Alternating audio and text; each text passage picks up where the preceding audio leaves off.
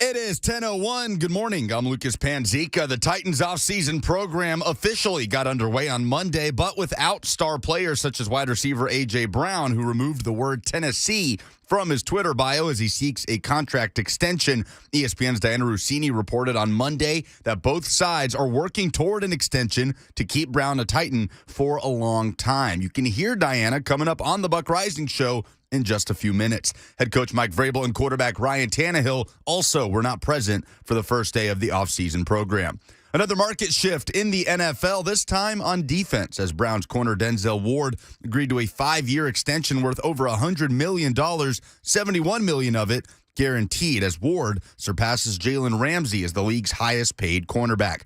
Vanderbilt guard Scottie Pippen Jr. announced on Monday via social media he will be entering the NBA draft and signing with an agent, eliminating the possibility of returning for his senior season. Pippen Jr. led the SEC in scoring last season, helping Vanderbilt to the NIT quarterfinals and its first winning season since 2016-17. In the NBA, the Mavericks beat the Jazz to tie the series at 1 apiece as the Warriors took a 2-0 lead over Denver with a 126-106 win. In the East, the Sixers grabbed a 2-game lead with a win over Toronto. And the Braves started a 3-game series at the LA Dodgers with a 7-4 loss on Monday night. Adding insult to injury, Braves legend Freddie Freeman hit his first homer as a Dodger in the bottom of the first to give LA a 1-0 lead. Game 2 is tonight at 9:10. For all your foundation repair and waterproofing needs, visit USSTN.com. Breaking news at once on your home for the Titans and Vols. This is 104.5 The Zone.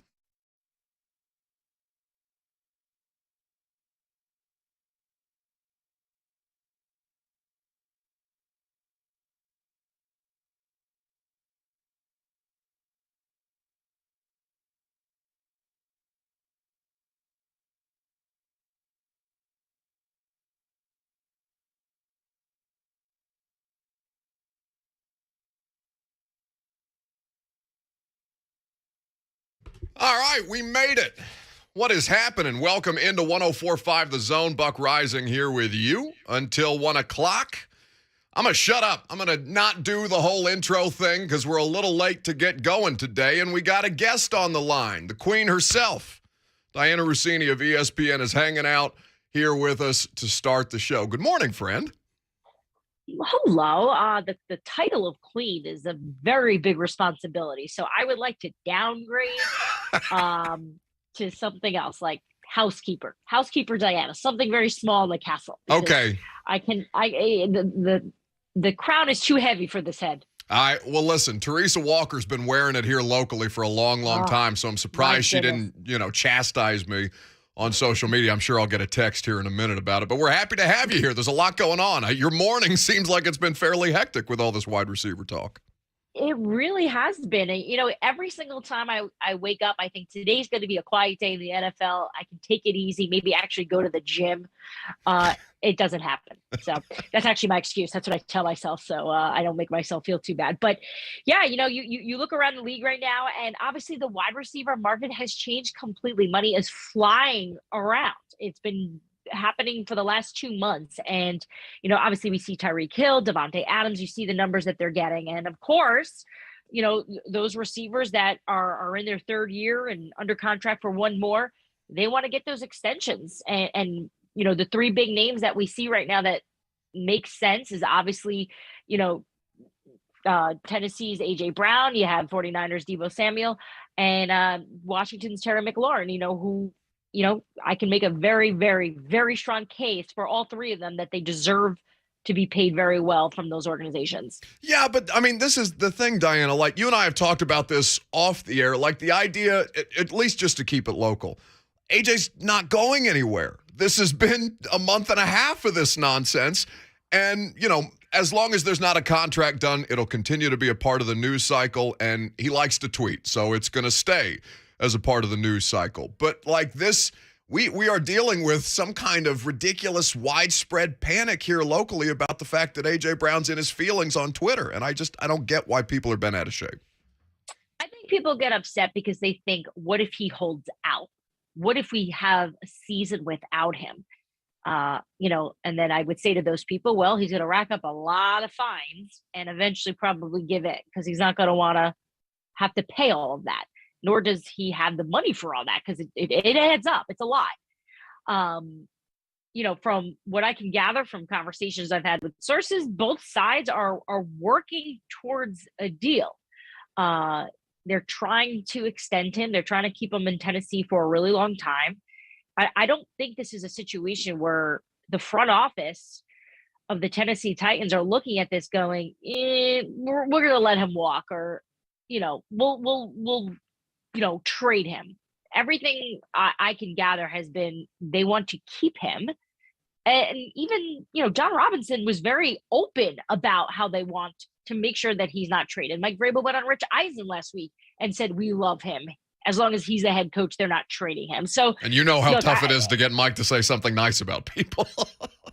When I first heard that soundbite, that actually is what really prompted me to think, man, AJ's not going anywhere, because I've never heard coach talk like that about any player. And I think some of that is on purpose. I think he understands there's a business to this, and as a former player himself, he gets it. So he's always pretty kept everything close, to the vest there. And he, by the way, I just realized vest. He wears a vest. Yeah. Oh yeah. No, everybody had the same image going through their head. That and the chest pad. We miss the pro days for exactly that reason. Mike hasn't been getting in the mix the way he used to.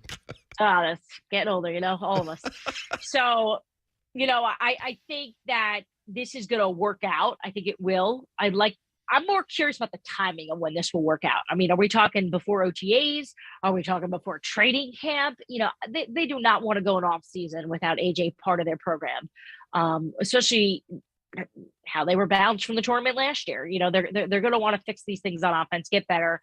But I think for the fans that are holding their breath and worried and reading the rumors and are on all the, the blogs right now, trying to see, oh my goodness, is Tennessee going to give up hope here? Are they going to trade him away? That's not going to happen. I think AJ Brown is going to remain a Tennessee Titan for a long time once this deal just gets wrapped up. Dianna Russini of ESPN is our guest this morning on 104.5 The Zone. She's been all across television and national radio all morning long, and she's good enough to give us some of her time. And by the way, you can read more about all of the wide receiver contracts and all the discussions had around these major names at the diary.bulletin.com, where Dianna does more great journalism on top of the journalism she's already doing on television, radio, and the internet whenever she has the time, between being a full-time mother and all these different things. I don't know how you have the energy or the time to do all this stuff, but we very much appreciate the content. I'm currently taking a nap. You just don't realize it. She's holding it together very, very well. So if just, speculatively, if you had to look at these three major names, DK, Debo, and AJ, as to who will get the contract next, or Terry McLaurin for that matter, because I think DK Metcalf is still very much up in the air as to his future. Who does it seem like it's trending towards getting that deal done? Because typically here in Tennessee, John Robinson does those kind of extensions closer to training camp right before July. It's been Derek, Tannehill, Lewan, Byard, all of the major names that have received those big second deals. Yeah, no, well put and well laid out there. I think if there's, and by the way, San Francisco does it very similarly as the Titans do as well in terms of timing of when they do these deals, and it's closer to camp. And here's the thing, the sense I get when I talk to the organizations about these players, it's more or less, we've got all the leverage. They've got another year on their deal. And we don't have to be in a rush to do this. So they're going to take care of the things they need to take care of, stay focused on the draft and get to it. But I do think the good news in all this, if they're of those, if this is just my opinion based on Debo and Sure. Terry and AJ and DK, the one that gets done first, I actually think will be AJ Brown. I think that deal, because they're already moving on it. It's really just because I'm looking at it as a race. Yeah. They're at least having conversations, where in Washington, they're not doing that yet. And it just seems a little fishier to me compared to where I feel like in Tennessee, both camps I've spoken to, it seems cleaner. It seems clearer, and it's going to get resolved. You got to figure the Titans would probably love for AJ to stay off social a little bit, I understand he's trying to express some of his frustrations, and we've seen so much growth from him over the last few years. I mean, you've been around him a lot. I've been around him, and he's just such a different person than he was when he first started playing in the NFL. And I almost feel like what we're seeing with Baker Mayfield as an example of, I think when you become too emotional and you share it, it hurts you rather than helps you. And it's okay to, I think, be expressive, and I'm sure he has those frustrations. But I feel like those are things that you leave to your agent. Those are things that you leave to the conversations that you want to have with your head coach, with your GM, if you're not happy and if you want things. And I can tell you there are a lot of players in this league who saw these contracts go down over the last few weeks and called their agents like, I want to be paid just like that. So we'll see how much longer he'll drag it on social, and because I know it keeps fans on their toes for sure.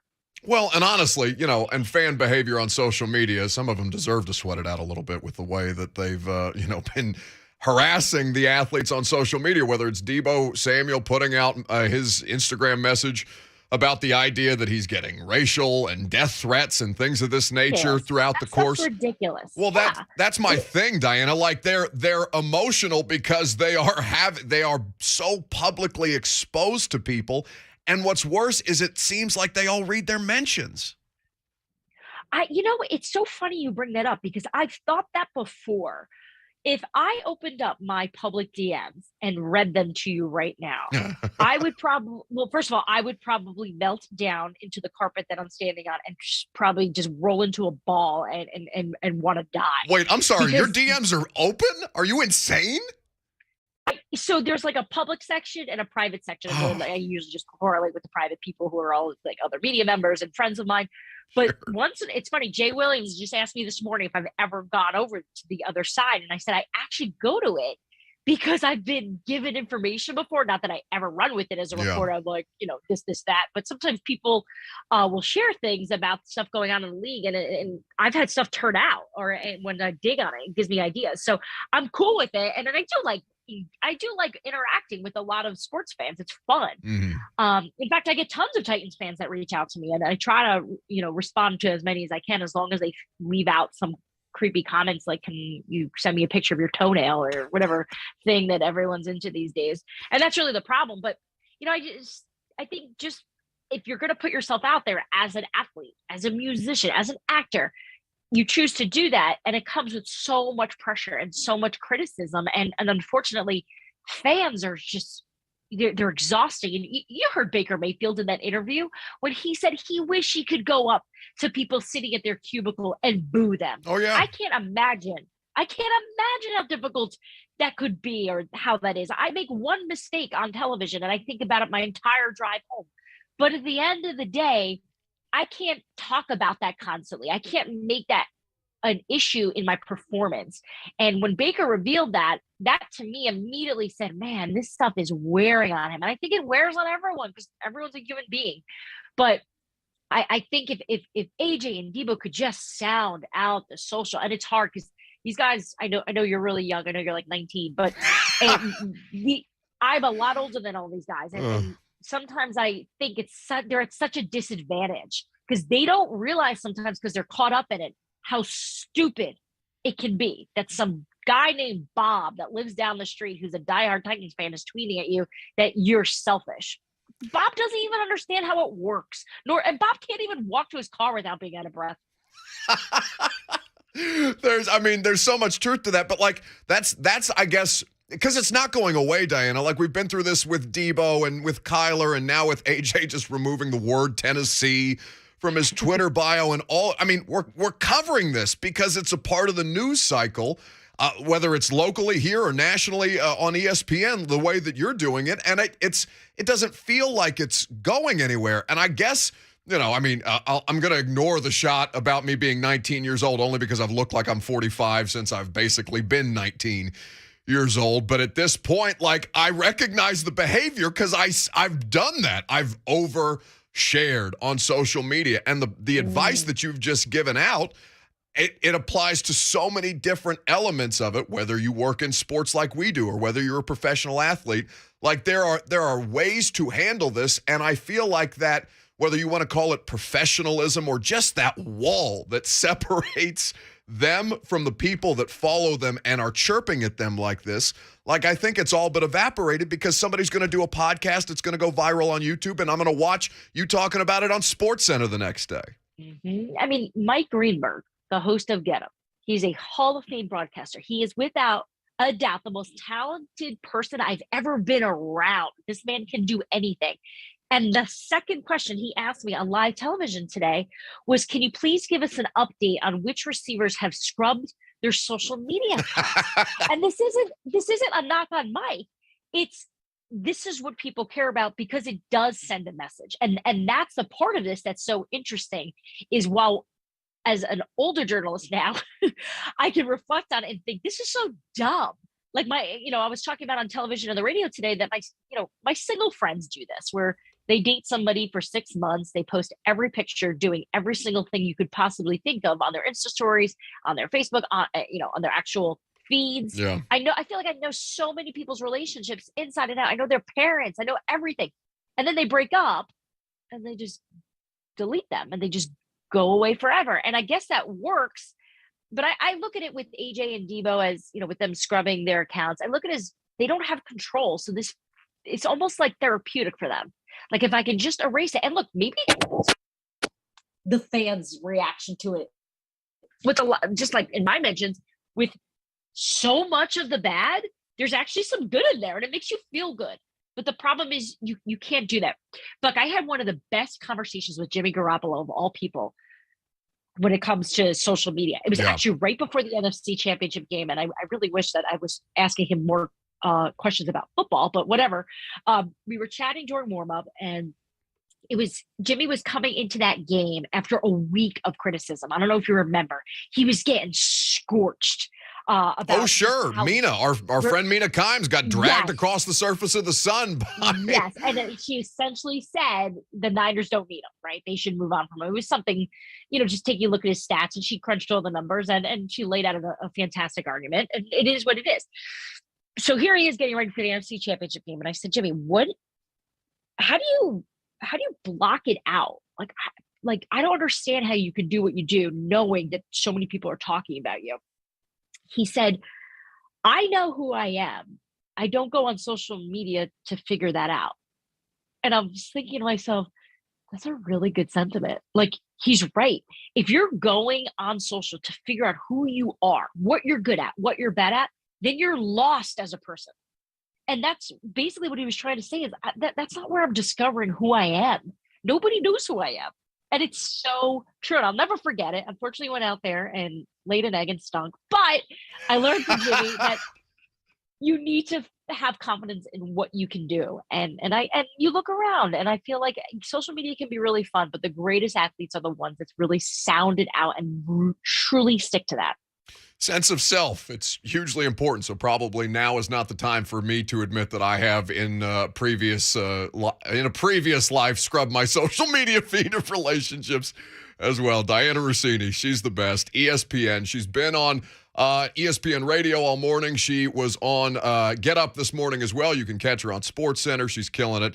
Of course, the diary.bulletin.com is where you can read all of the nuggets that she's putting out as far as reporting is concerned. It's a critical thing for you to have if you're an NFL fan. Go subscribe to it right now. Always a pleasure. Thanks, guys. All right, we'll wrap up. Talk about this A.J. Brown, Ryan Tannehill situation. I'm Buck Reising. It's 104.5 The Zone.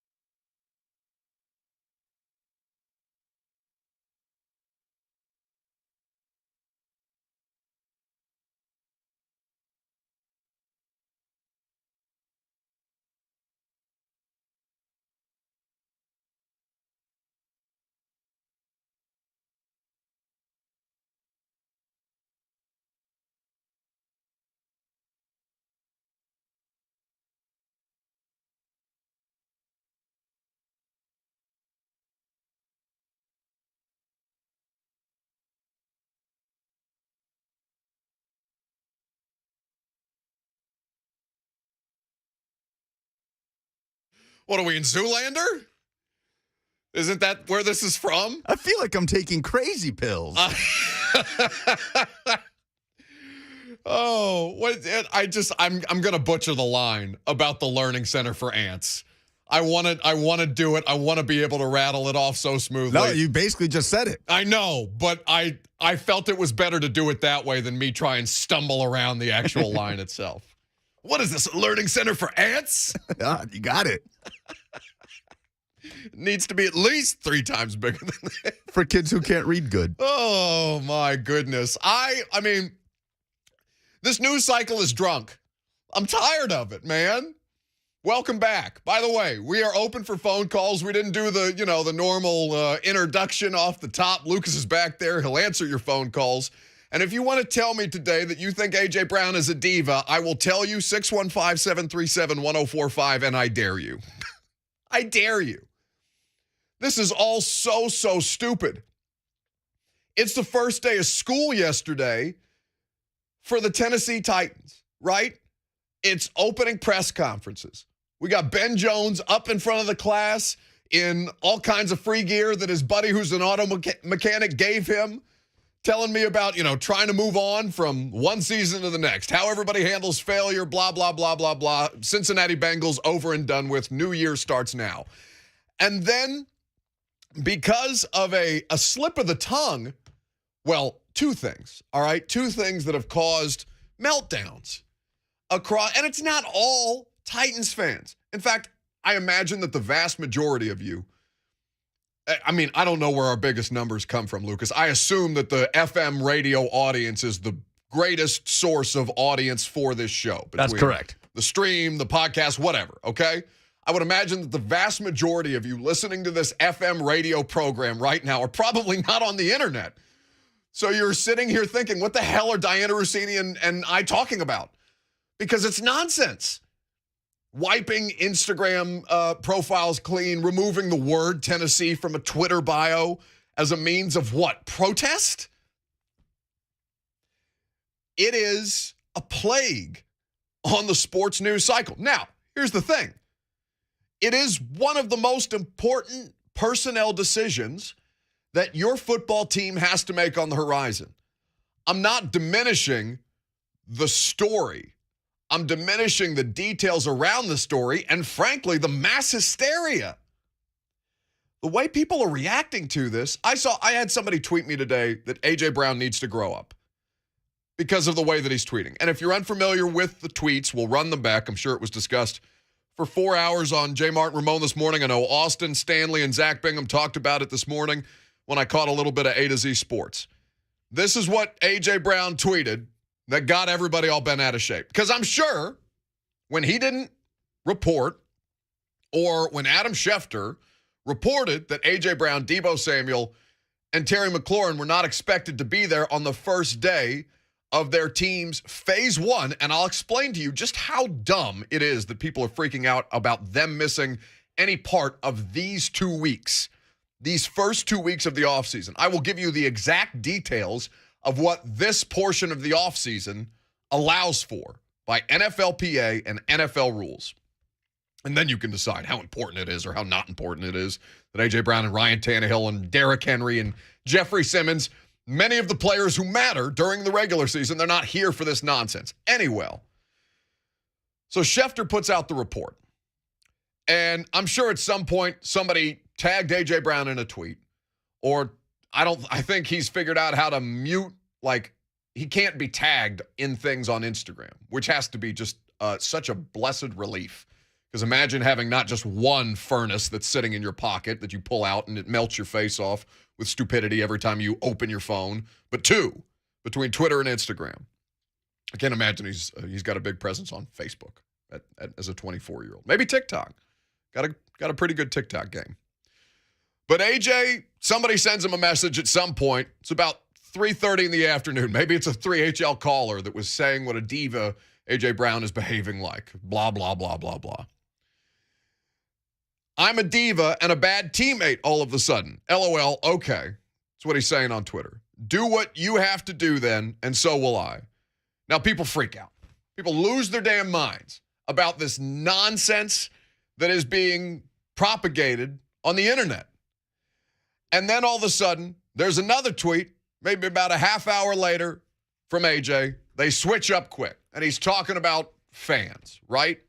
Now, AJ has many times, whether it be in front of a microphone or on his social media platform, say, hey, a lot of times I'm not tweeting about football. I'm just talking, because he's 24 years old. And for better or worse, for mental stability or not, people choose to express themselves on the internet in ways that we have made it seem like is some kind of meaningful. Whether you're judged by the amount of Instagram likes that you got on a picture, and whether you're not getting likes fast enough so you delete it. I know people who have done that. I have ex-girlfriends who have done that. I know guys who do that. It doesn't matter what sex you are. If you're of a certain generation and you've had this phone, I'm convinced at the end of my life they're going to pull an iPhone 12 size tumor out of the back of my skull. Because I'm averaging like 12 and a half hours a day on my phone. That is obscene, by the way. And it's the offseason. That's crazy. Like, I got up to 6 recently, and I was like, okay, I need to chill out. Yeah, so for those of you who have iPhones, I imagine, if not the majority of you know what Instagram or Twitter or IG stories or any of this nonsense is, I imagine most of you have an iPhone, or at least a strong percentage of you have an iPhone. Sends you a screen time report every Sunday. Real day ruiner. It's just why. It just kicks you in the teeth at 9 in the morning every Sunday. For what? Thank you for telling me how much of my life I'm wasting on this little device in my hand. So I saw somebody tweet their screen time today, and it was our buddy Travis Rockhold, who works at Outsider with Marty Smith, and they had done a lot of Masters Week coverage. And Travis had put out a picture of his screen time because apparently, you know, it's a contest now. Even something as sick and addictive as the screen time you spend on your phone, a contest. You do not want to win that contest. I'm winning that contest, and I'm not proud of it.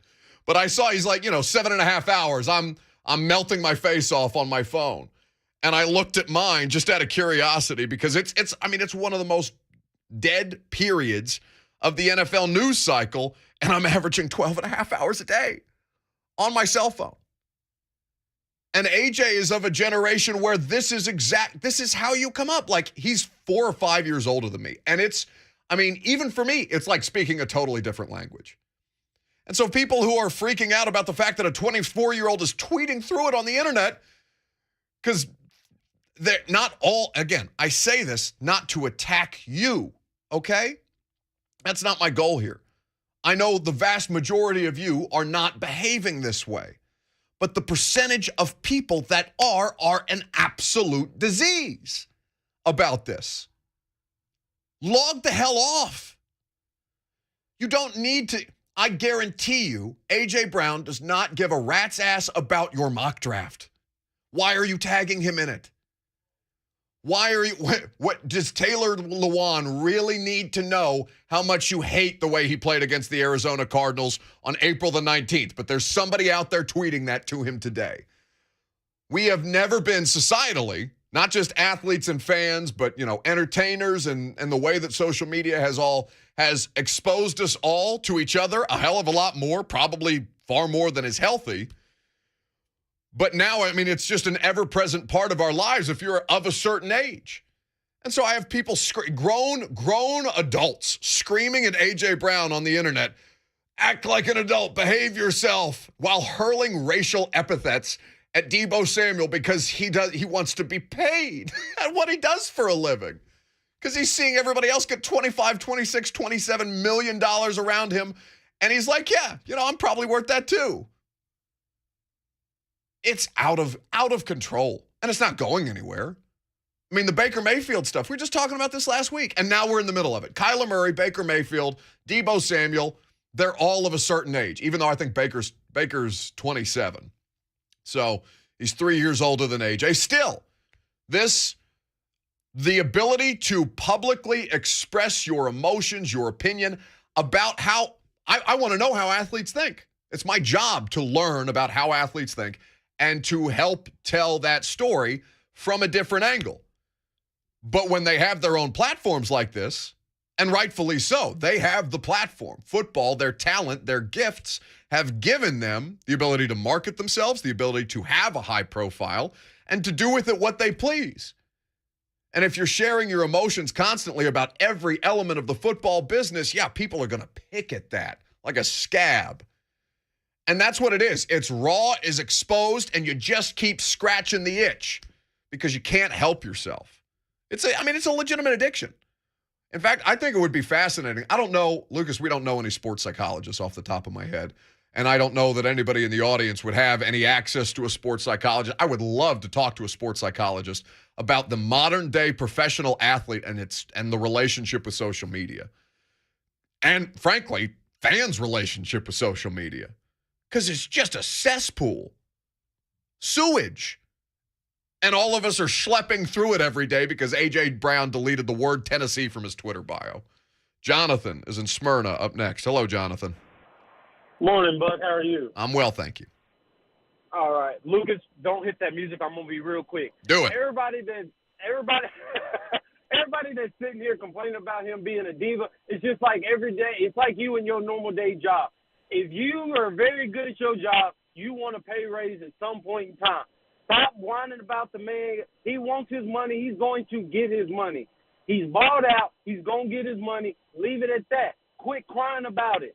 Leave him alone. And that's it. Y'all have a good rest of the day. Thanks for the call, Jonathan. Look at that. Short, succinct, to the point, no Oscars music there to threaten him. 615-737-1045 is how you jump in on our conversation. But in fairness, nobody's calling him a diva because he wants a pay raise, right? Disagree. And if you are, your argument is completely thrown out the window, disregarded. You're the only other person in my life that has access to my Twitter mentions.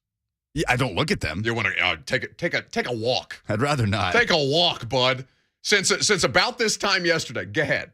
If you think he's a diva because he wants a contract that matches up with the wide receiver market, then your argument is completely nixed.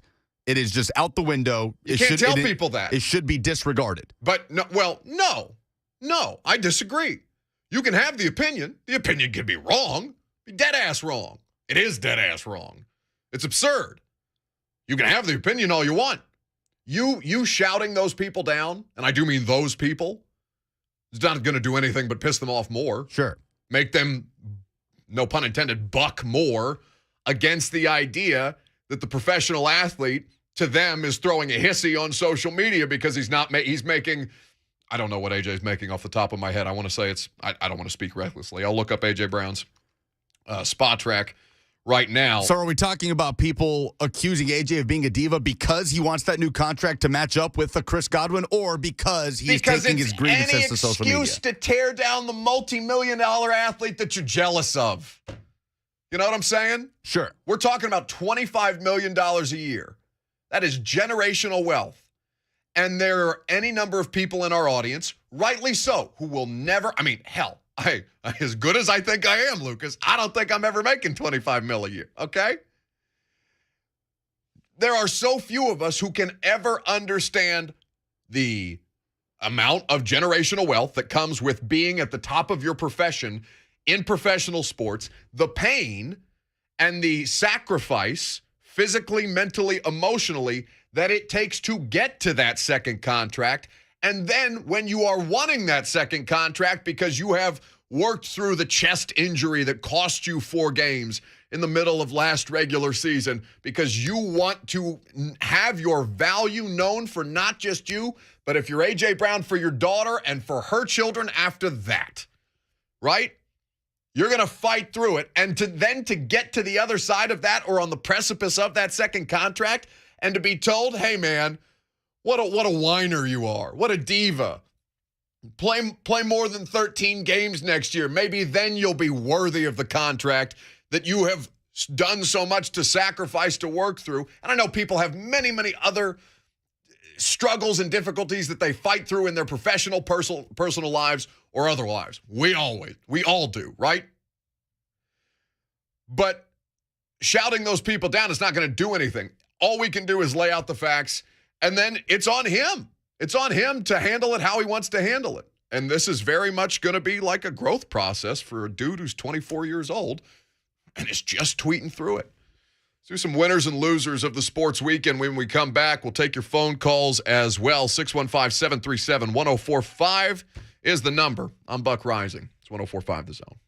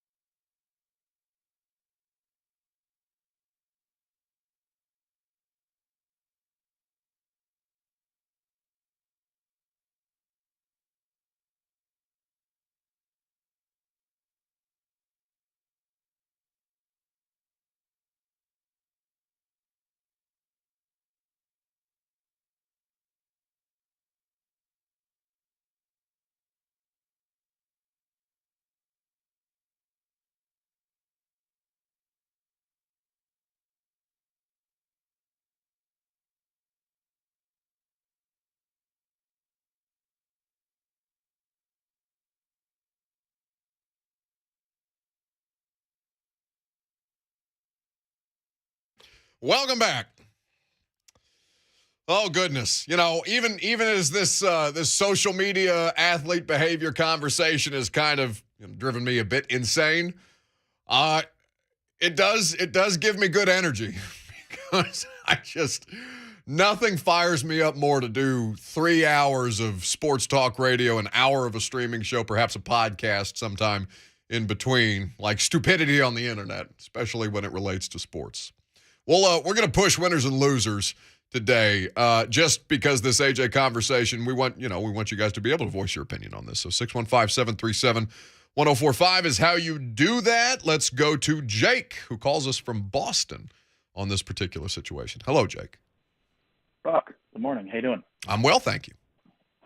Great. So two quick PSAs, one on AJ, one on Tannehill. AJ will be a little quicker. If you're taking the time to tweet about him being a diva, you probably lived through Justin Hunter, Eric Decker, Dorial Green Beckham. Just stop. Like, you're an idiot. You know, Buck, you're not going to say this because you're nice and you have a platform, but, like, I'm saying as a Titans fan, if you're doing that, you're dumb. So just go outside. Log off. Go outside because you have nothing to worry about. He's here. He's great. He's not going anywhere.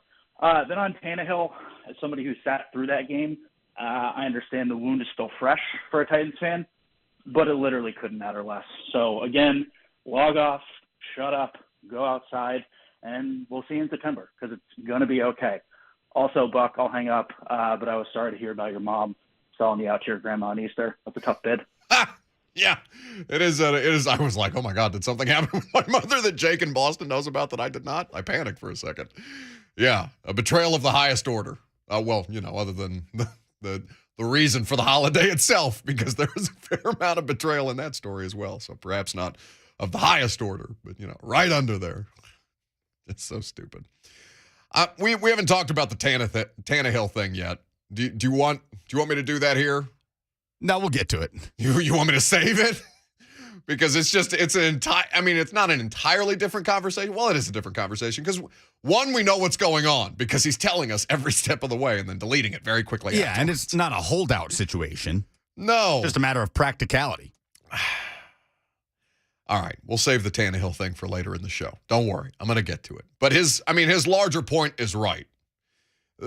The amount of angst and listen, it's the same reason why people are still so wound tight, just as far as Titans fans are concerned. There is a tension this offseason. I've talked about it before because of how badly that particular loss hurt you. In the same way that A.J. Brown is clearly hurt by the behavior of, Jake called them idiots. I will say displaying the behavior of an idiot. We will not personally attack anybody, but if you are displaying the behavior of an idiot, you can infer what you need to. But, like, in the same way that A.J. Brown's hurt, you're hurt because you did not want your football season to end that way, that catastrophically. And so now, on the first day back, just press conference, they're not even doing anything. Vrabel's not even there yesterday. Now, Mike had personal reasons for not being there, but, like, it's not that deep. And yet, it just explodes into this mushroom cloud of stupidity where two of the most important players for your franchise. Hey, by the way, you need both A.J. Brown and Ryan Tannehill in a bad, bad damn way this year. You want to be going at them on the internet when they're your best chance to win a Super Bowl with Derrick Henry still on the roster? Really? That's the most productive use of your time as a sports fan? Kick rocks. Rick is in McMinnville up next. Hello, Rick. Hey, man. How are you? I'm great. You're doing a hell of a job for a 19-year-old. All right. It's kind of you. AJ is, he deserves his money. Now, he's not Devontae Adams' money, but he deserves his money. Correct. And Ryan, hey, people, grow up. If you'll remember, Tom Brady's last pass as a Patriot was a pick six. So leave it alone. Let him have his day. Guys, that's all I got. Enjoy. Rick, short, sweet, to the point. Thank you very much. Yeah, we're not bad for a 19. If I'm 19, what does that make you? 16. 16? Just got my license. Mickey Ryan was in here talking about that the other day. His daughter just got her license. Mm-hmm. It's a magical time. A magical time to have the freedom of being able. If we could, 16-year-old Lucas and 19-year-old Buck would probably be doing similar things to AJ Brown that would, be evoking the scorn of some. Bob, what did Dianna say? Bob, who can't even walk to his car without getting out of breath. With getting out of breath. It makes me very happy. She must have seen a Bob interventions that she wanted to snipe. 16 was a magical time until I almost totaled my car a month after getting it. Did you? Is that a story you're comfortable telling, or is there some illegality? Oh, no, there's nothing there. I just rammed into someone. Excellent. Only wreck I ever got it. Knock on wood. Well, It was I don't right know. out the gate, though. I've heard stories of your driving. It's an upset that this is the only wreck that you've been in. Nah, I'm a good driver. Those stories, I don't see it. Okay, very good. Thank you. You don't see a lot from what I hear. Let's go to Rob in Nashville, who's next. Hello, Rob. Hey, how you doing, man? I'm well, thank you. Well, that's good to hear. I just want to say, man, A.J. Brown's been here since the very get-go. He's been 100% a Titan since he got here, and I'm just tired of people dogging on him, man. I mean, it's completely fair, Rob. Like, I guess, I don't know, if A.J. Brown, because he's right. Nobody is more committed to the cause than A.J. So much so that he's playing through that pandemic season on two knees that are clearly not functioning at a high level, and he still eclipses the 1,000-yard mark. Now, Derek Mason, friend of mine, is he's the best and most accomplished Titans wide receiver in the history of that era, right? Even though Derek got drafted by the Oilers. Like, he is considered the standard. Now, there's not been a lot outside of Derek. Drew Bennett, of course, is in this conversation. Chris Sanders, across years with the Oilers and the Titans. Like, there are a couple of names, but pure talent, there is nobody who has played that position for this franchise that has a higher ceiling than number 11 in two-tone blue. And he loves it here. He loves playing for you. And I have to keep saying this. I'm sure you're tired of me saying it because we're only an hour into the show, and I promise you I'm not done with this particular subject matter yet. But it comes back to that conversation yesterday. Where the hell do people get off treating other people on the internet this way? It's an erosion of common decency. The internet is the best and worst thing to happen to society, I'm convinced.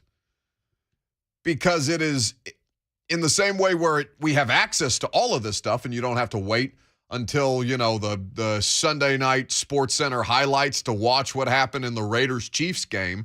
Like, you can have all of that in real time, instant access, boom, boom, boom, boom, boom. And so you have more access to information, more access to different walks of life, more exposure to different people than ever before in the history of humanity. And what do?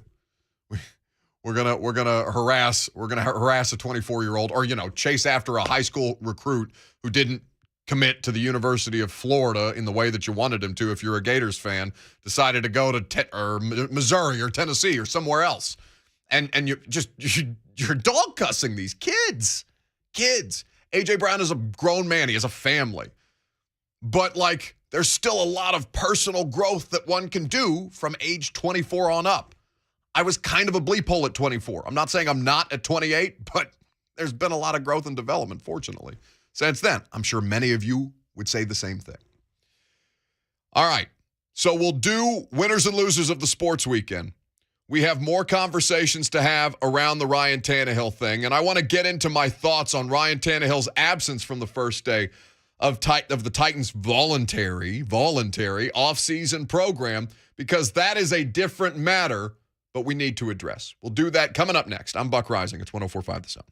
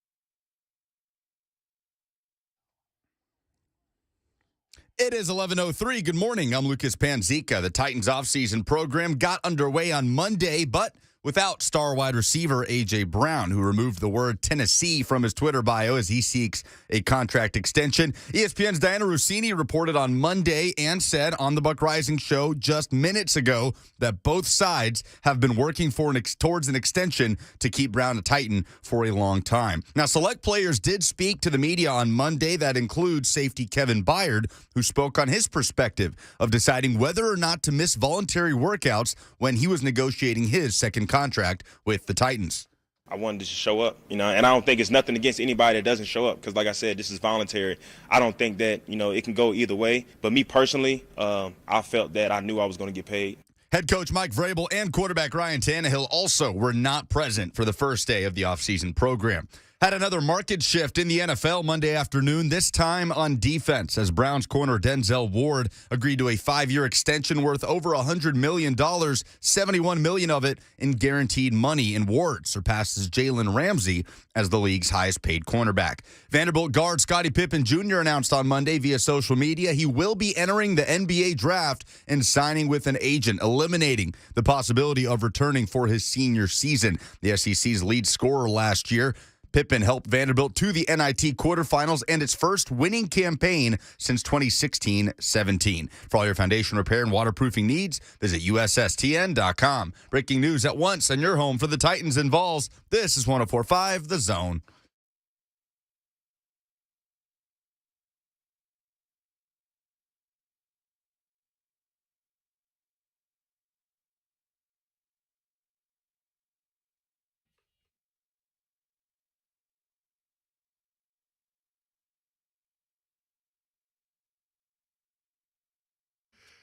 What on earth am I supposed to do with that?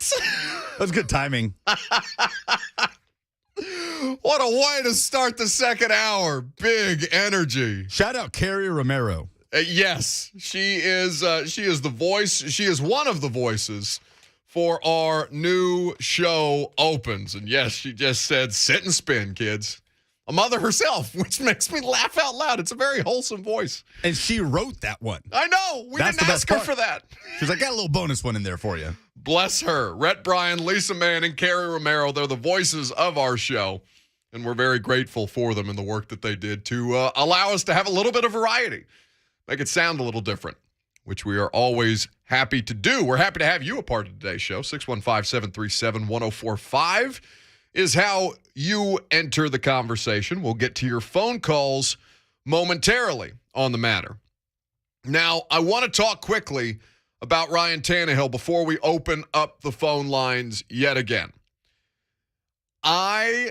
So the Ryan Tannehill storyline yesterday was secondary, right? AJ is still, because of the ongoing social media conversation and the fact that Dianna Russini was just here this morning talking about she feels that AJ and the Titans are closer to an extension at this point, simply because they're having contract negotiations at this point in a way that Washington, it seems a little more murky around Terry McLaurin. You're talking about Deebo Samuel. They haven't begun those discussions yet, although she did mention that that the Titans and the Niners have similar styles when it comes to the timelines and the time frames for when they get those extensions done, which is typically about July. So it's different around Ryan Tannehill. AJ's not there. Many other players not there. Handful of players were there, and we'll talk about those guys here in a second because I do believe that the players who are in the building are worth talking about at some point today, outside of the social media nonsense. Ryan Tannehill was not in attendance on Monday. Now, this time of year, for those of you who are unaware, it's commonly known around the league and literally in the NFLPA offseason rulebook, the NFL offseason rulebook as well. It's called Phase 1. Now, this portion of the football calendar, important to note, that it's optional for all players. This is not the first time that Ryan Tannehill or any other starting quarterback, I'm sure you could go through any number of players across the league at that position, starters, some who are better than Ryan Tannehill, some who are worse than Ryan Tannehill, who don't show up for day one of Phase 1. So what happens at this time of year is completely impractical to attend to leave your family, because he doesn't live here. Tannehill doesn't live here during the offseason. It's different from Ben Jones, different from Kevin Byard, different even from Austin Hooper, who is apparently sleeping. I don't know if Kevin Hogan has a guest room. Backup quarterback Kevin Hogan has a guest room that Austin Hooper is staying in, or if Hooper's just riding the couch for a couple weeks till he finds his own place here in Nashville. Point is, he's local.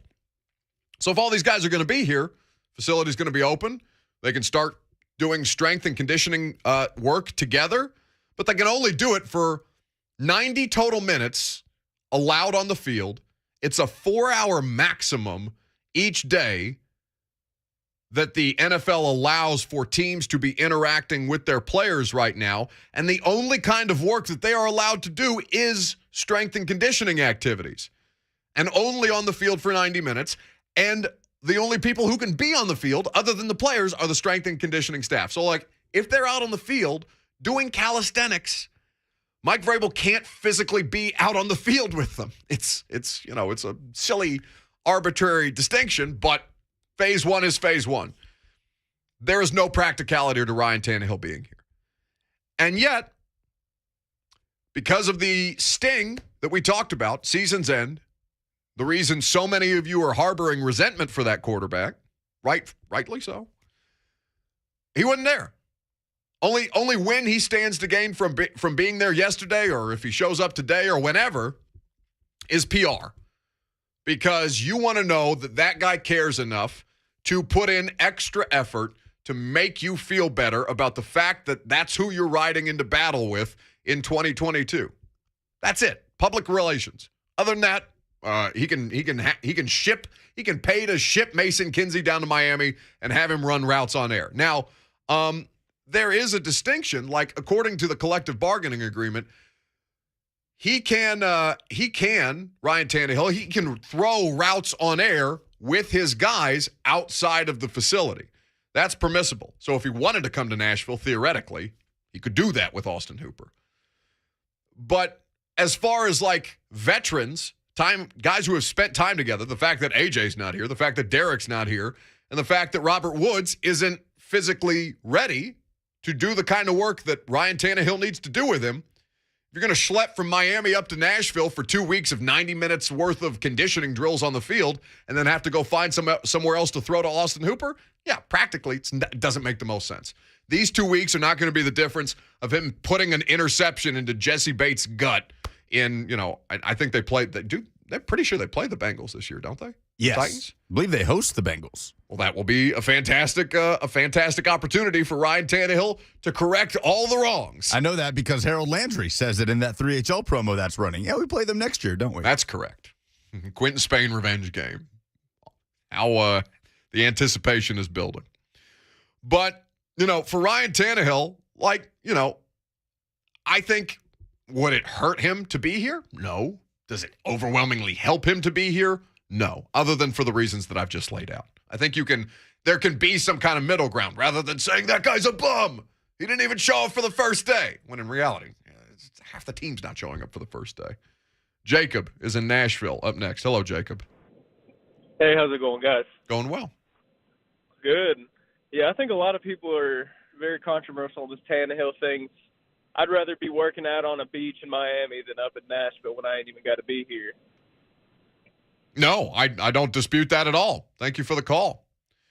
And for the same reason, because we've got some significant Vols recruiting news that we need to talk about here in just a second. Then we can pivot back into the Titans conversation. But you have no idea. Say we have no idea if Ryan Tannehill's kid has a birthday party this week or something like that. You don't know what is happening in the lives of these guys. So there's probably a damn legitimate reason. Or even if there's not, I'm not all bent out of shape about it. But say there's some kind of life event going on in Ryan Tannehill's life that would be beneficial for him to be with his family as opposed to being on a practice field for a maximum of 90 minutes running wind sprints. He's going to be ready for the season. Training camp, mandatory minicamp, all of that. OTAs, we're not even to that point yet. There's plenty of time.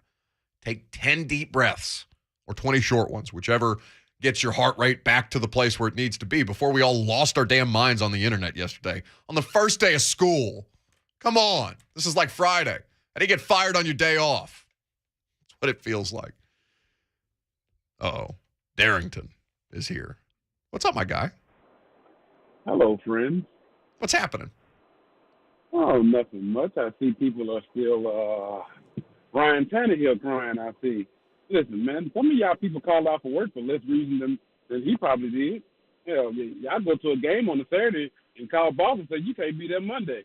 So who cares? It's voluntary. He voluntarily showed not to show up. And everybody knows you get what you put in anyway. So it is what it is. It's voluntary. Let me know when he doesn't show up when it's mandatory. Then you got a story.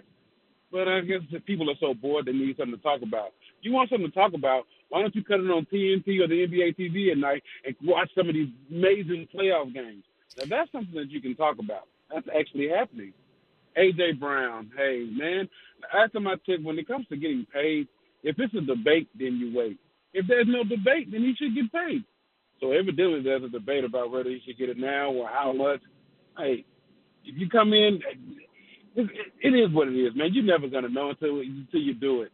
So just live. Just live. Anyway, I just thought I'd call in and say hello. Playoffs are looking good. Hopefully Memphis bounce back tonight. I'm looking forward to it. Have a great rest of your day. Always a pleasure. Check in from time to time. We miss you. Almost 60 seconds on the nose, too. That's because you know why? Because he knows the rules. Darrington may be the rest of the callers' least favorite caller, but he plays by the rules, and we respect that. Lucas Panzica's rules of engagement were very, very much laid out yesterday. You're still soaring on the vindication of how badly, who was it, Jake? How badly Jake performed in his debut. It was a rough call. It was a rough call. There has to be rules, or we're living in chaos. Well, we've got news. I don't know if it's chaotic, but it has to do with the Tennessee Vols, and that's next.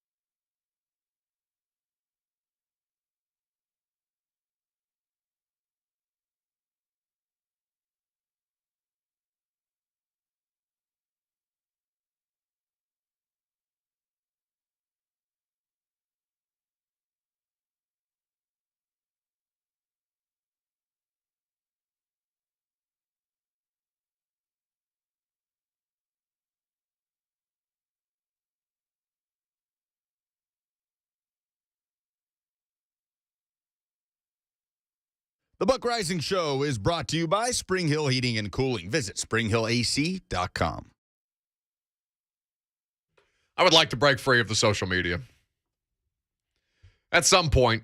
But in the meantime, the social media has provided us news. Look at that. Twitter giveth, Twitter taketh away. Tennessee Vols are adding 4-star. Well, wait. Do you want to hit the sound? No, you've already started saying it. No. There's protocol. What didn't you say? If we don't have rules, then we're just living in chaos. You're halfway through the headline. Give me the sound that I hate. Just read what it is. Give it to me right now. I'm going to be petulant unless you do this. Don't tell me. Listen, you're not gonna get out of this. You're not gonna get out of this by whispering in my ear saying, "Trust me, trust me." On, For people that can't hear this, read the headline. Trying to get in my ear while I'm harassing you. Hit the sound, damn it. What's the news? This is just out. I'm breaking Vols news on 104.5 The Zone. I really wanted to interrupt you halfway through reading the headline. You're an idiot. You ruined it. Yeah, I didn't get the show. I didn't get my own show.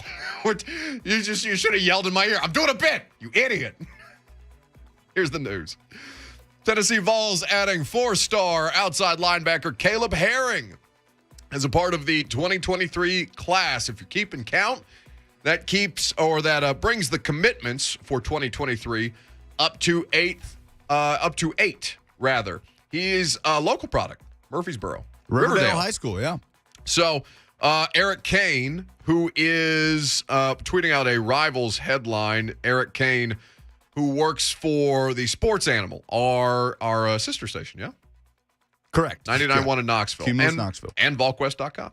And apparently the Locked On Vols podcast. Good God. All right. The Riverdale standout, Caleb Herring, is the brother of 2022 signee and current linebacker Elijah Herring, who was the first commit to Josh Heupel in his Tennessee era. Very nice. So you've called a couple of Riverdale games. You've seen him in person. I did 2 last year. Ramon and I did their playoff game against Lebanon last season. Thoughts? Caleb Herring's one of those players that when you look at him, standing at about 6'5", his 247 profile is 6'5", 227. When you talk about length with these guys, with these edge rushers, he's one of those players that when you watch him just standing on the field in warmups, his fingertips are like hanging next to his kneecaps. Yeah. He had 16 tackles for loss in 2021. Speed demon off the edge, great length, like I said, number 1 prospect in the state, number 8 edge rusher in the country, and he's going to go play with his brother. Now, you said number 1 prospect in the state. For 2023, yes. Is this not exactly what we need to see from Josh Heupel and this coaching staff? The people, according to 247 Sports, who primarily recruited him, Mike Eckler, who is the special teams coach, and he has another function, doesn't he? I believe he coaches outside linebackers as well. Okay, well, that would make sense. And Brian, is it Jean Mary? Brian G. Marie. Jean Marie. Yeah, the former linebackers coach at Michigan. Okay, very good. So they were the 2 who were recruiting him primarily. He has committed at this point today. And so as far as what we need to see from the University of Tennessee, it needs to be things like getting the commitment from the top overall recruit in the state of Tennessee. Because that was an issue in the last recruiting cycle. Right. Somebody's written in on YouTube. The breaking news sound is literally my favorite sound. Never stop playing that sound, boys. It is better. It is far better when you just steamroll me with it. Just in mid-thought, mid-sentence, just out of nowhere, a laser light show that I'm scared is going to singe my eyebrows. It's really in your face. I love it. It's the worst. But yeah, in-state recruiting has been an issue. And when Josh Heupel came in, obviously there's a ton of turmoil around the program, and it happened to coincide with basically the best era in Tennessee high school football history when it comes to individual talent. So the timing did not work in Tennessee's favor in that respect. And in the last cycle, you lose out on a 5-star quarterback prospect in Ty Simpson, who looked good, by the way, at Alabama's spring game this past weekend. It's always a tough one when the in-state recruit looks good for the Alabama football as team. their 3rd-string quarterback. That's right. Another state champion who won the 2A title with Westview this past season. So, yeah, I mean, this is a big get. This is a big get to grab Caleb Herring to go play with his brother and, again, potentially just increase the number of guys that can continue to recruit other prospects in this class. Right. And, it starts at the top for that 2023 class with the commitment so far. Not hard commitment, but verbal commitment of Nico Iamaleava, the 5-star quarterback out of California. Which, by the way, it can't just be like in-state talent. That certainly matters. And, by the way, at least here locally in Nashville, as our population continues to explode and as more people come in from more parts of the country, the school populations grow, the talent pool that is available locally will continue to grow. Now, it's going to be a multi-year process, obviously, because we're talking about, the lives of high school kids, and that does take some time to finally take root and to take effect and for you to see the dividends of that. But if Heupel is to have sustainability at Tennessee, to not be another one of these names that just gets tossed into the recycling bin of 3-year coaching cycles that Tennessee seems to be perpetually stuck in for the better part of a decade at this point. Getting those roots, that foundation in state, but also say, okay, I need a quarterback. The transfer portal is only going to bear out so much. Although, if we're looking for places where they obviously need to improve, you would like to see a little more efficiency as far as taking advantage of the transfer portal. But okay, I need a quarterback. Where am I going to go to get one? I'm going to go to California because there's a bunch of them out there, and we can appeal to quarterbacks because we play an exciting brand of offense. That's the thing that I hear a lot from NFL scouts. When we're talking about just basically, hey, as you study college prospects, which college coaches are catching your attention? The names that get brought up often enough for me to take notice are Dave Aranda at Baylor, and then what Josh Heupel is doing at Tennessee. Now, there's other coaches. There's obviously many, many more college programs. But as far as exciting, entertaining, fun watches are concerned, while you're sitting there grinding, player after player of 400-plus players, and that's only if you're doing like the combine invites, much less with Dane Brugler. What is Dane Brugler's? The Beast. It's at what? Oh, I mean, it's over 1,000 prospects or something. Yeah, it's insane. Yeah, he's a sicko. But for the rest of us, for the normals who are just trying to schluff their way through 400-plus prospects, yeah, if you can get a little entertainment out of watching film, too, big ups. And so that's the kind of stuff that you want to hear. That Tennessee is, to NFL people, playing an exciting brand of football. High school recruits, parents of high school recruits, coaches of high school recruits, they're going to recognize that lure as well. And that's exactly what Josh Heupel's trying to do. But the importance of this commitment to me is right up there with Nico Iamaleava. Maybe a notch below because of the nature of the quarterback position. But as far as checking boxes that haven't been there for Tennessee when it comes to recruiting recently, 5-star quarterbacks, that's not exactly a common trend for this program. You got that, Nico Iamaleava, and in-state recruiting in recent years. And on top of that, on defense. With everything around Josh Heupel's program is built around the offense, and rightfully so. That's his bread and butter. That's what got them to 7 wins last season and almost 8. But the fact that it's in-state, the fact that it's a defensive standout, to me, puts it right there in the same tier of the importance of a Nico Iamaleava type commitment. The defense needs life. Tim Banks, as a first-time defensive coordinator, I thought overachieved by any stretch of the imagination. Some moments where you had some clear and obvious. I mean, the most recent, if we're going to do recency bias, people do recency bias so much with the Titans, we might as well do it with the Vols too. Like, you're looking at the Music City Bowl and you're thinking, what are you talking about? 500 yards of passing offense, just scorching the Vols defense against by a team in Purdue that was without the best of their wideout options and a couple of their best players. Like, Purdue put it on Tennessee, and ultimately, officiating played a big part in how that game was decided. But Tim Banks, I mean, I don't know about most Vols fans, but I'm sitting here as a football person and saying, okay, I now have expectations for you. I did not, and this is no disrespect to Tim Banks, but I didn't know who Tim Banks was. I don't know who the assistant defensive coordinator at Penn State was.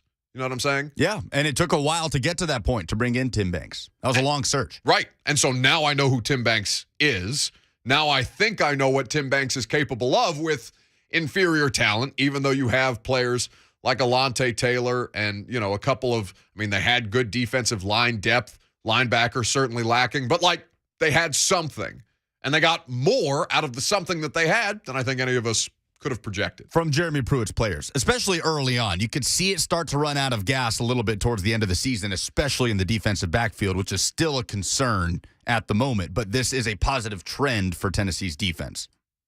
And that's exactly the kind of growth and development that I think Vols fans should be looking for right now. Positive steps, just forward momentum. Forward momentum. And, a general lack of Jeremy Pruitt attitude issues, or perhaps the stray McDonald's bag full of cash allegedly wandering around the University of Tennessee campus.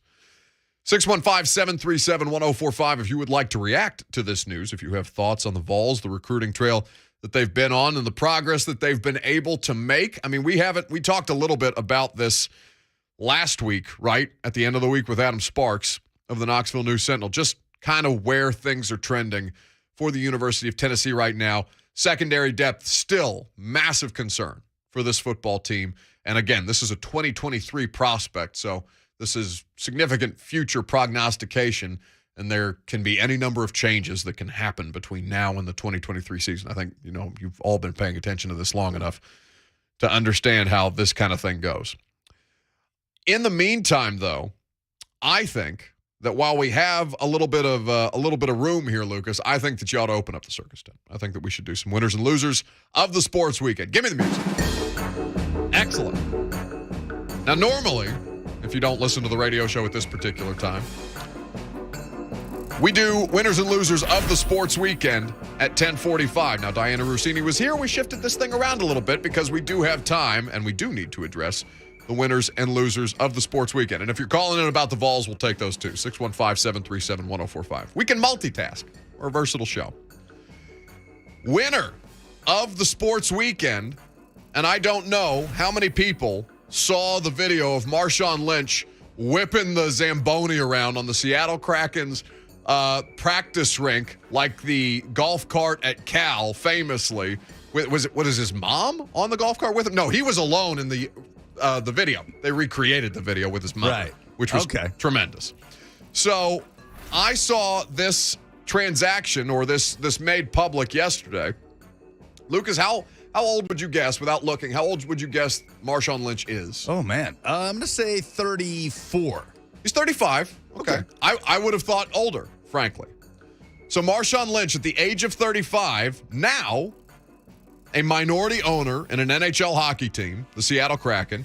He's an NFLPA chief brand ambassador. He's an Oakland Roots owner, which I would have to look up what the Oakland Roots are, but I'm going to assume it's another, some kind of a sports team. He has his own apparel brand, his own cannabis company, his own venture fund, equity stake in IFL and FCFL, deals with BetMGM, Fanatics, Skittles, and many, many other major brands. Marshawn Lynch is a renaissance man, and I'm here for it. This latest transaction can only serve to reinforce that. So winner of the sports weekend, Marshawn Lynch. Now, Lucas, how do we want to do this? Because I told people we would talk about the Vols. Do you want to weave in and out? Do you want to fade down the music? Yeah, let's weave Nolan in here. Okay, so we're juggling here. We're juggling multiple subject matters. So get rid of the circus for a second. Get rid of the circus. Nolan in Nashville wants to talk about Vols recruiting. Hello, Nolan.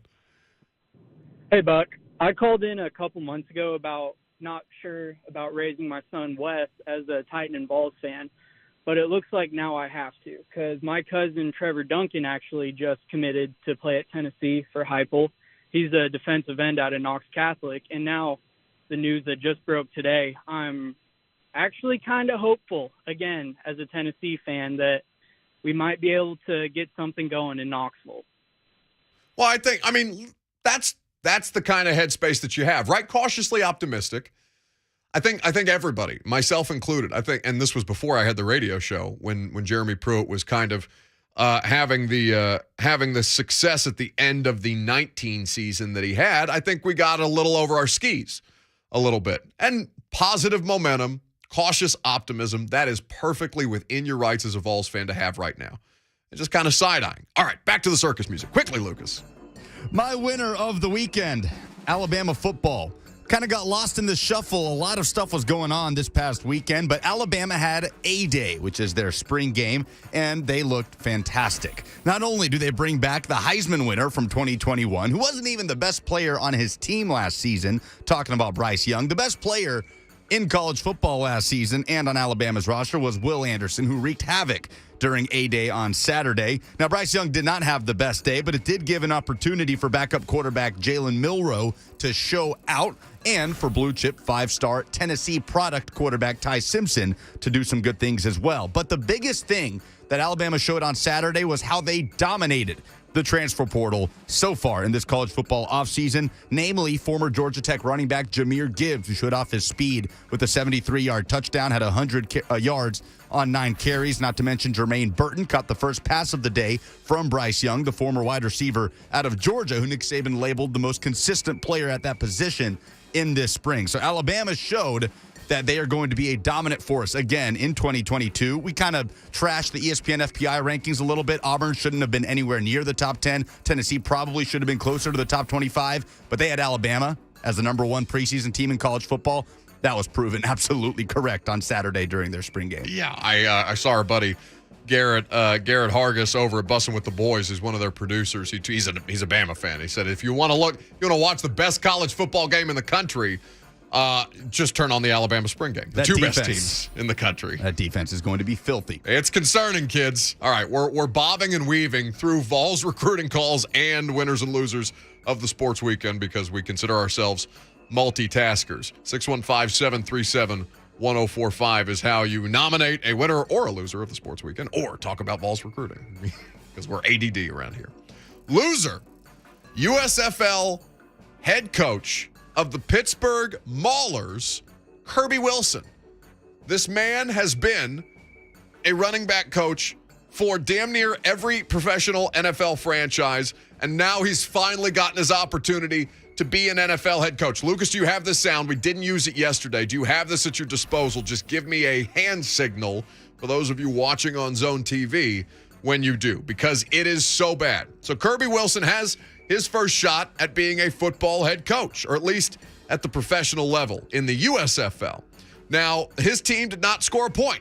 The Pittsburgh Maulers did not score a point in their season debut, USFL opening play this weekend, but they're doing a Fox, who has their broadcast rights, doing a behind-the-scenes documentary of the first season of the newest edition of the USFL. It's called United by Football. It's Hard Knock style, right? So there's a clip going around the internet 2 days ago, or yesterday even, of Kirby Wilson cutting a player.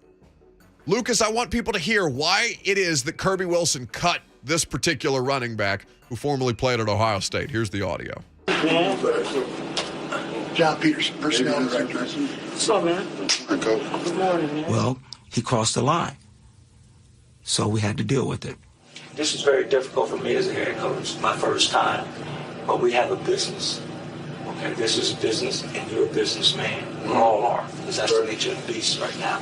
But when I first talked to you guys on March 22nd, I had a handbook. I covered some items that were very important to me. Line 46 addresses that. Any disrespect of football or members, staff, USFL, hotel, etc., would not be tolerated. And it's been brought to my attention that has occurred with you. So unfortunately, hear me out, unfortunately, cost of doing business, I'm going to have to let you go. Okay? I didn't think I did anything or said anything disrespectful.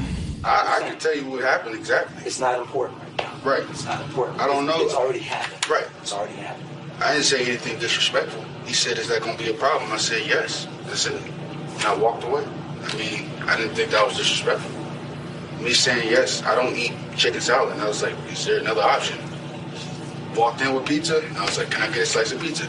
He said no. I was like, he said, is that going to be a problem? I said, yes. That's all I said. I didn't say no cuss word, nothing. That's all I said. I promise you, no disrespectful on my dad's life. I promise you I didn't say nothing disrespectful besides yes. And I appreciate you sharing that, but the matters, it's done. It's done. And I appreciate you sharing that. But good luck. Someone's feelings, hurt feelings, or a distant second to the greater good of the team. And we've moved on and turned that page, and I'm happy we did it. Fade this down. That kind of power trip. What was that? What happened there? Hit the wrong button. Okay, very good. Quickly, back to the music. Theater of the mind. That kind of power trip from a career running back coach is disgusting to me. He just ended that man's opportunity to make money playing football. Davion Smith, he played at Michigan, the running back. They cut him because he wanted a slice of pizza instead of chicken salad for lunch. That apparently is team disrespect. Now, did you see the statement released by the Pittsburgh Maulers regarding this? Sure didn't.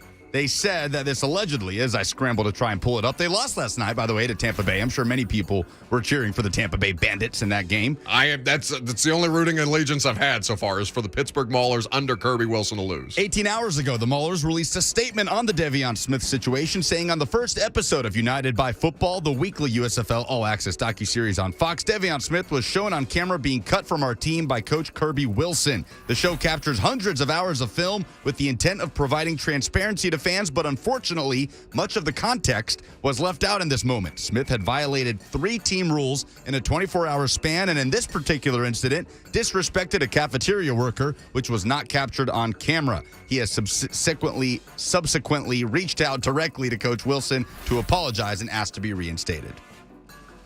Who's your loser? My loser of the weekend, Atlanta Braves fans. Oh, tough last night. Emotional night, I know, for everybody involved. Freddie Freeman, the LA Dodgers, and the Atlanta Braves. And listen, I like seeing the Braves have success. I enjoyed seeing them win the World Series. I have several close friends that are diehard Braves fans, long-suffering Braves fans. And that was an emotional time to go up against Freddie Freeman for the first time when they all assumed that he would be back with a new contract. Joe Buck was right. In the bottom of the first inning, in his first at-bat against the Atlanta Braves, he hits his first home run for the Los Angeles Dodgers to give the Dodgers a 1-0 lead, and they went on to win 7-4. Sports are cruel. Your phone calls on this are next.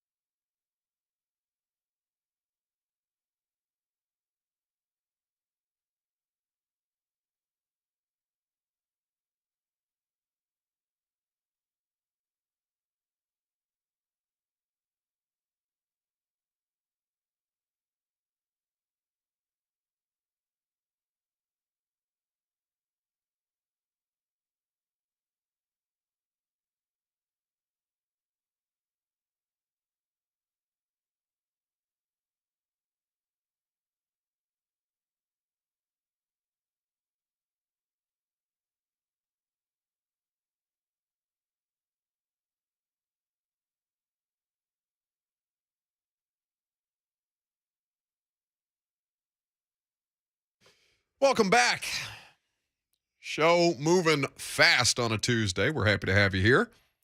615-737-1045. Jump in if you like. We got a Panzika Preds minute coming your way. Big game coming up tonight. Important results for the Predators last night. Lucas will update us momentarily. But first, we go to, it's either Darius or Darius. Either way, he's got a winner or a loser from the sports weekend. Good morning. Good morning, but hey, can you guys hear me? Sure can. All right. So I want to do this majority of winner this weekend. I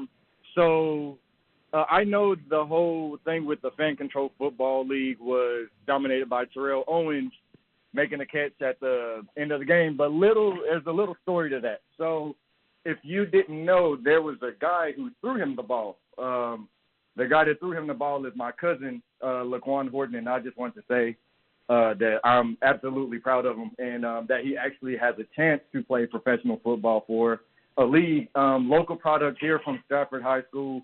How cool. Champion in track. That's awesome. Yeah.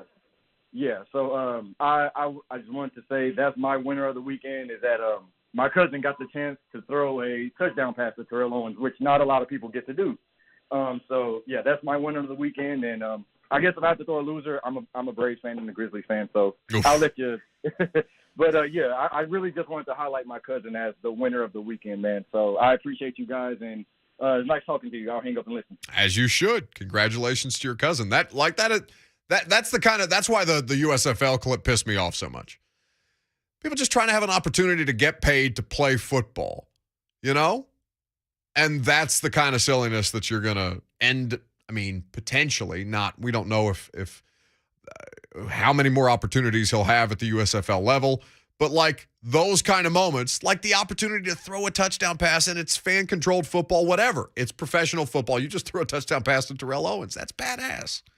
That's really cool. I think Johnny Manziel's playing in that league. Is he? Is this the 7-on-7 deal? I believe so, yeah. Because I know he and Terrell Owens are basically doing the same thing. Now, it'd be great to see Johnny Manziel in the USFL playing for Kevin Sumlin and the Houston Gamblers. I am far more interested. Kevin Sumlin and the Houston Gamblers. Give me a Preds minute. Enough of this USFL nonsense. The Preds did not play on Monday night, but the Preds got a couple of wins on Monday night, so to speak. Dallas Stars and the Vegas Golden Knights both go down. The Stars lose to the Canucks. The Golden Knights lose to the New Jersey Devils. So that moves the Preds back into that first spot in the Western Conference wild card picture. Dallas at number 2. They're still tied on points. Vegas still, I believe, 4 points back of Nashville. Yeah, Nashville on 91 points. Vegas on 87. So the Preds got some help last night, and they might need every bit of it because this final stretch here, starting with the Calgary Flames tonight in Bridgestone Arena, it's going to be tough. 6 games left in the regular season. 5 of those 6 opponents are currently in playoff position. The only exception, the Arizona Coyotes, who will be the regular season finale on April 29th. So the only strategy that I could offer is, just try not to give up 7 goals in a second period again. Try not to. Hey, you don't play the St. Louis Blues again. So that'll be swell. Both times they've given up 7 goals this season have come against the St. Louis Blues. This weekend, it was 8 goals. John Hines did say today UC Saros will be the starter tonight. Same lineup essentially as Sunday against the Blues. See if it's a better result. Critical because that was the biggest question. Now, obviously, UC Saros has had some time to kind of recuperate, but to play him on no rest was a big topic of discussion, and obviously it bore itself out in the results of the Easter Sunday game. We got Vandy news. Is it worthy of the sound? Quickly, do it. Why not? Breaking sports news on 104.5 The Zone. Go ahead. Big news from Vanderbilt. Okay. They have announced volleyball has been added as a varsity sport. That's outstanding. I'm going to be honest, I did not know that Vanderbilt did not have a volleyball program. I don't know that those are it's especially with sports like volleyball. Is it men's or women's, or is it both? Let me check that. Yeah. Because Vanderbilt's official account put something out. It is women's volleyball. Okay, so women's volleyball. Listen, non-revenue sports, it's never a safe assumption. Like, they may have a team, but it may be a club team. Sure, but right? The SEC is just so good at volleyball across the board. I guess I maybe assumed every SEC school had a volleyball team. Excellent. Well, that's good news for Vanderbilt. By the way, Scottie Pippen Jr. not returning to Vanderbilt next year. He did announce his intent to head into the NBA draft here in the coming months. A fun individual career, if not the kind of success that you would want for him to have had, never making the NCAA tournament here in Nashville and up against, a couple of different circumstances that were difficult for anybody to foresee. But at least postseason, some postseason success this year.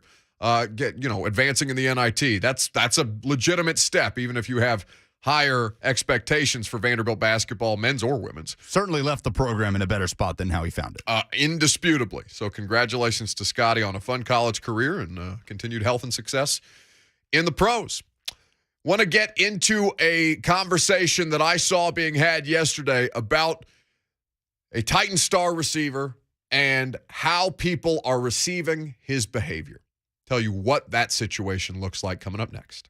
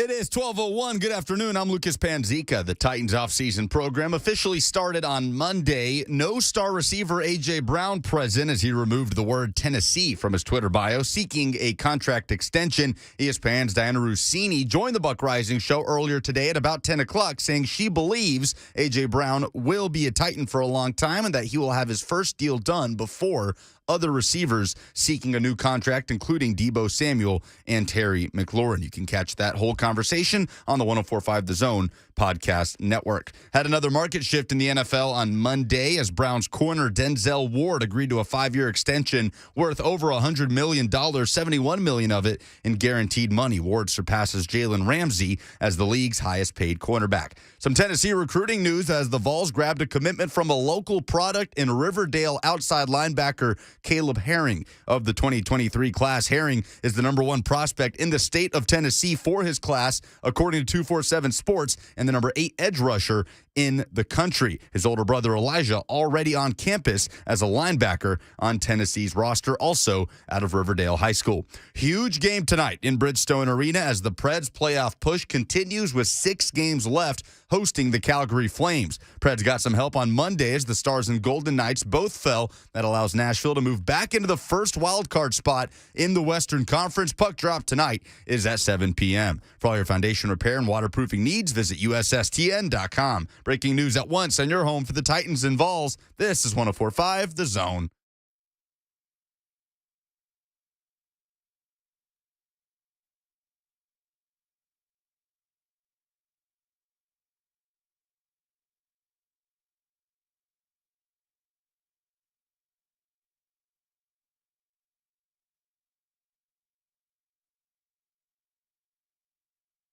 Third and final hour underway. Welcome in to 104.5 The Zone. I'm Buck Reising. I'm here with you for about 50 more minutes today. Lucas Panzica, that's him. He's making things happen behind the scenes. We are always happy to have you involved with our radio show. 615-737-1045 is the number. If you would like to get involved, 615-737-1045. We welcome your participation. You know what is not welcome? Can you take a guess? I have had simply enough of this offseason. Indisputably. Now, I understand that there are some offseasons in Tennessee Titans history, Houston Oilers history, that I have not had the privilege of covering. Understand that this may be slightly recency bias based on my 6 years working around this team. But I think that I can say definitively, Lucas, that this is the most annoying NFL offseason of my lifetime. By a mile. Or at least locally. Fun offseason. Everywhere else but Tennessee. I can't log on to the internet without being made furious by something at this point. Now, maybe it would be in my best interest to do the thing that many of you are suggesting that your star wide receiver, A.J. Brown, do. Maybe it is, in fact, in my best interest to just log the hell off. Now, I think this would be hugely unproductive for somebody who works in live sports talk radio and in the business of NFL news. I think that would just do more detriment than it's worth. But right now, there's a conversation being had about A.J. Brown and how he's carrying himself at this point in time. Now, Dianna Russini of ESPN has done some good reporting on this. In fact, she was on the radio show to start us off today. And she has done the reporting on A.J. Brown from both sides, from the Titans organization, from the people representing A.J. Brown in contract negotiations. They're working on a deal. Just hasn't been done yet. And I asked Dianna, okay, of these guys who are out there, Deebo Samuel, A.J. Brown, Terry McLaurin, I mean, DK Metcalf, if you want to throw him in there, even though I think DK is on less solid ground with his current team than any of the other three, who's more likely to get the bag first? And this was Diana's response. I think if there's, and by the way, San Francisco does it very similarly as the Titans do as well in terms of timing of when they do these deals, and it's closer to camp. And here's the thing, the sense I get when I talk to the organizations about these players, it's more or less, we've got all the leverage. You know, they've got another year on their deal. And we don't have to be in a rush to do this.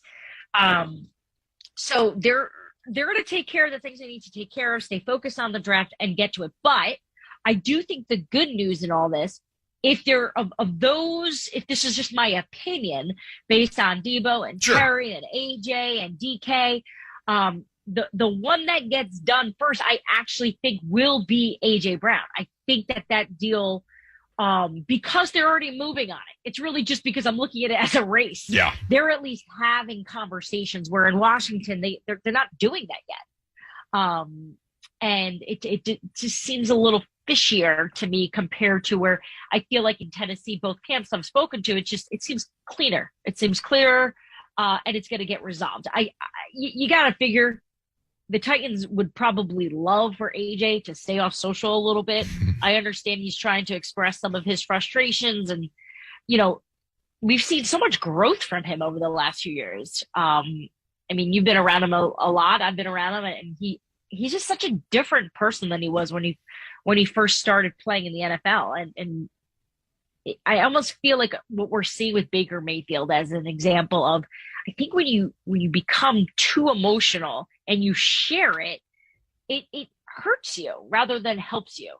And it's okay to, I think, be expressive, and I'm sure he has those frustrations, but I feel like those are things that you leave to your agent. Those are things that you leave to the conversations that you want to have with your head coach, with your GM, if you're not happy and if you want things. And I can tell you there are a lot of players in this league who saw these contracts go down over the last few weeks and called their agents like, I want to be paid just like that.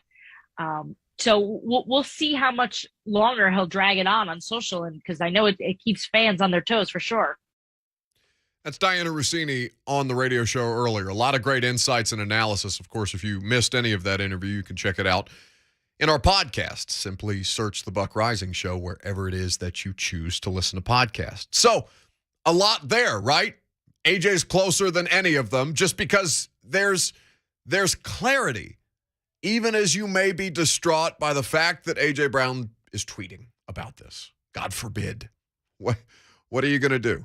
I mean, for any of you who are contracted employees, I know every industry is different. Well, I mean, many industries are similar, but just in terms of like those of you who operate on a contract basis, like you understand how stressful contract negotiations can be. Hell, when we were trying to figure out my situation, the fact that I work for both A to Z Sports and 104.5 The Zone in similar but different capacities, that went on, I'm telling you, for months. Made me sick to my stomach. I thought, am I going to have two jobs? Am I going to have no jobs? What the hell is happening? It's misery if you're the person who's caught in the middle of that kind of stuff until you're on solid ground. So yeah, the void right now as to why isn't this done? When is it getting done? Why aren't they working harder to keep A.J. Brown? Why is A.J. Brown getting so impatient with the organization when it's clearly their intent to pay him? Blah, blah, blah, blah, blah. Over and over and over it goes. And, the professional advice I think that Dianna offered, that comes from a perspective of someone who has worked in sports as a woman and understands what it is to have to deal with this kind of overwhelming negativity on a regular basis. You cannot let that stuff affect you. You simply cannot. And it's easier to compartmentalize when that's not such a major part of your existence. It's a generational gap, right? Where we spent time talking about Cam Newton doing podcasts and his ridiculous opinions on how he believes women should cater to men. Baker Mayfield doing podcasts talking about his situation in Cleveland and how he felt betrayed, basically. Now today, you've got reports of Deshaun Watson showing up for the first day of Browns' voluntary team, the voluntary offseason program. The Browns have begun theirs. Deshaun is there. Baker is not. Baker Mayfield putting out tweets or two pages worth of notes app messaging before any of the conversations around his job security was real, before they even traded for Deshaun Watson, saying, if this is it, Cleveland, I gave my all for you. Blah, all of these things. While it is, nobody can tell these guys what they, or female athletes as well who are active on social media. Nobody can tell you what you can't put out on social media. It's your social media. You deal with the repercussions of that because, I think if you're in many lines of work that the internet just simply exists to get people fired. Because some of these things, while they may feel better in real time or they may, make sense in the context of your mind, they don't necessarily always read that same way in print.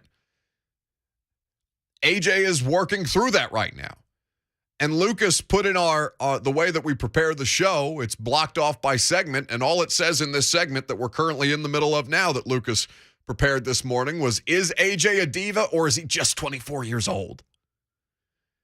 He's just learning about this. And AJ doesn't do a lot of local sports talk radio interviews. I'd be fascinated to talk to AJ about not even the behavior on social media, because I know what kind of answer that's going to elicit. He's going to shut down. He's not going to want to talk about it. And he's going to say, don't read too much into my tweets.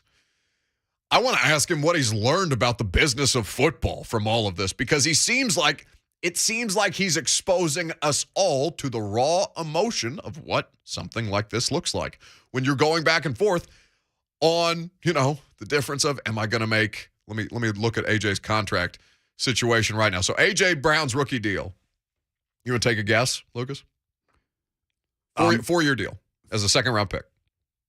How much was the total life of the deal or the total value of the deal over the 4 years? Over the 4 years, at the risk of sounding like an idiot, I'm going to say 13 million. 5.6. 5.6 million. $5.6 million. About half. Less than half. Is he a $5.6 million player total? Or is he a $100 million player? That's the kind of difference that we're talking about. That kind of money, the pressure that kind of money brings, we have no idea what the family dynamic of A.J. Brown is, or many of these professional athletes. Once you start making that kind of money, once you start being discussed as a $25 million a year, maybe a little less, maybe a little more, once you start talking about that, how many more people emerge who want to be a part of your life that have no business being there, but they just smell cash? We have no idea the different life pressures that come with this, because none of us, or I think the vast majority of us, will have any concept of what it is to make that kind of money.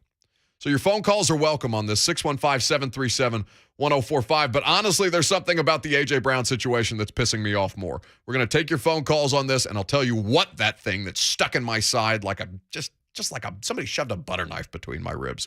I'm going to tell you why I feel that way coming up next.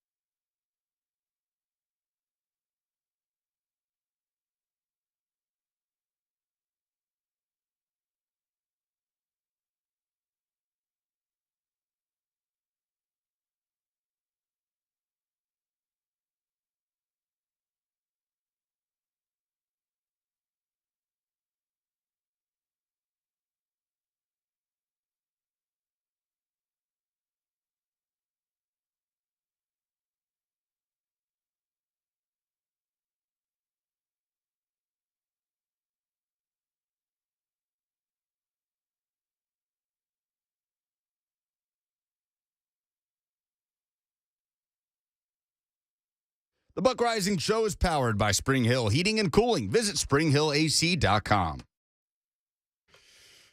Rock steady. That's what I'm trying to stay through the insanity of the NFL offseason. Welcome back. Oh, the Queen Dianna Russini was on the show earlier, but there's no better queen than Aretha Franklin. Crank that up for a minute.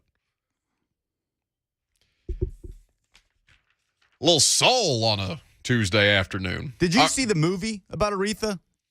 I don't believe I did. Respect. It came out last year. I really need to see that. Was it, who was Aretha? Silence helps. On that. Thank you for all your help there. I'm sorry you weren't prepared for follow-ups. You watched the movie, though. You don't know who. No, I did not watch the movie. I'm saying I need to watch the movie. Oh, okay. I'm sorry. I misheard you. Anyway. Yeah, no, I saw that came out. Oh, Jennifer Hudson. Who is just an absolute rock star. Unbelievable. All right. Worth my time. This is the last weekend. Do you know this is the last weekend I have before football completely engulfs my weekends again? Because the NFL draft is next weekend. It's just football season scaries. Schedule release coming up. Heart palpitations. Honestly, though, I need this godforsaken schedule to come out already because Dara, my girlfriend, is trying desperately to plan, her sister's getting married in October, and she wants to know whether I'm going to be able to attend her sister's wedding, and she has to RSVP to things at the parents' house before. I've got friends getting married who are trying to put me in their wedding the first weekend of the football season in Chicago. I'm trying to figure out if I can go to the wedding during the day and then fly out of Chicago that night, get a flight out of O'Hare to try and figure this out. I need the schedule so I can move on with my life. I'm right there with you. I'm going to have to red eye out of multiple weddings this fall on Saturday nights. Ugh, gives me anxiety. But no more anxiety than this conversation around A.J. Brown and Ryan Tannehill not being here for the first day of school yesterday. I got legitimately angry during a commercial break because Pro Football Focus. Now, listen, we have, I think, is Ian our only Pro Football Focus guest? Sycamore. Trevor. Trevor is now I don't know why I still associate with him with the Draft Network. But yeah, so Trevor, Sycamore, and Ian Hartitz. Trevor, who I know for a long, long time. Ian, who I think does fantastic work. I'm not saying that I have a hatred for them because I despise Pro Football Focus's presence on social media, much the way that I despise a lot of people's presence on social media, but no more so than Pro Football Focus. Do you know why? So they do these graphics where they'll throw together, whether it's after free agency, like social media graphics, right? For likes and clicks and reaction and responses, and I've given them exactly what they wanted. I fell for the trap, but the trap is so galling, so unbelievably offensive to me that I could not help myself. I could not stop myself because I was made enraged. They put together these graphics after free agency, depending on who signs with which team, who's stopping this offense, right? And it's a picture of Trey Lance, Deebo Samuel, George Kittle, and Brandon Ayuk, or whatever, A.J. Brown, Derrick Henry, Julio Jones. I'm sure they did one of those last offseason too. So they've done it again. They've done this thing again. And this one, the worst that they've ever done. Those other ones, merely annoyances. Merely just, okay, things done for social media, for likes, for clicks, whatever. This one, I want to fight somebody. At PFF, an hour and a half ago at 11 a.m. Central Time, this potential Jets offense eye emoji, right? The side eye. Zach Wilson, Elijah Moore, Corey Davis, Braxton Berrios, and A.J. Brown. I want to scream. Why are they doing this? Not today, Satan. Where's Caleb Farley, Lucas, when I need him? That in the name of Jesus. One more time. Yeah, I rebuke that in the name of Jesus. Woo! It's like I think I'm bringing this upon myself. I think that my phone is listening to me at any given point, as all of our phones are listening to us at any given point. The algorithm is putting more of these godforsaken Pro Football Focus things on my timeline. It's a plague. It's toxic. It's slowly killing me from the inside. And I maintain the belief that this has been the most annoying Titans offseason ever. Can I hear from Kevin Byard on the subject of social media and how one handles themselves throughout the course of this? Because Kevin Byard, not the only Titans player who's been through a situation like this, a contract extension, well-deserved. Kevin Byard became one of the highest paid safeties in the league a couple of years ago and still playing at an all-pro level as recently as last season. Kevin Byard was in attendance for day one of the voluntary offseason program yesterday, and he was asked about, hey, you've been through this. How do you handle social media in light of a pending contract extension? I mean, I don't know if it does or not, Like I said, if somebody wanted to get on social media, talk about what they want to talk about, then that's on them. I don't think it does any bad. I don't think it does any good. I think it's just all about what a personal decision and what they want to talk about. It's a free country, free speech. So, like I said, just me personally, I don't do too much talking and stuff like that on social media unless, like I said, I'm posting on Instagram or whatever. But like I said, man, I think these things, they all work themselves out. And obviously, if you're talking about AJ is one of the best receivers in the league. And obviously, Vrabel and John, they've talking about him being here. So I have no concerns about AJ not coming in, being in shape, coming in here ready to produce, and being the same type of guy he's always been. Kevin Byard's got no concerns. I've got no concerns about A.J. Brown not being there yesterday. Got no concerns about A.J. Brown wanting to be paid what he is worth, which is somewhere in the ballpark of $20, $22, $25 million a year as all of the wide receiver money goes crazy. And yet he's being shouted down across the internet and people proclaiming that he's behaving like a diva.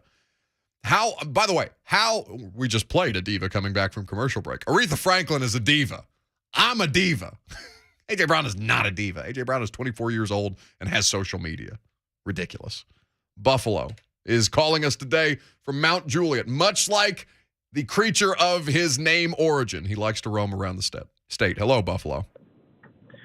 Pretty much when you hire somebody to play on your football team, you're hiring a well-established diva. He took his body to another level that we all just admire. He, got respect from whoever he had to get respect from and learn through, most of them through college, some even through high school.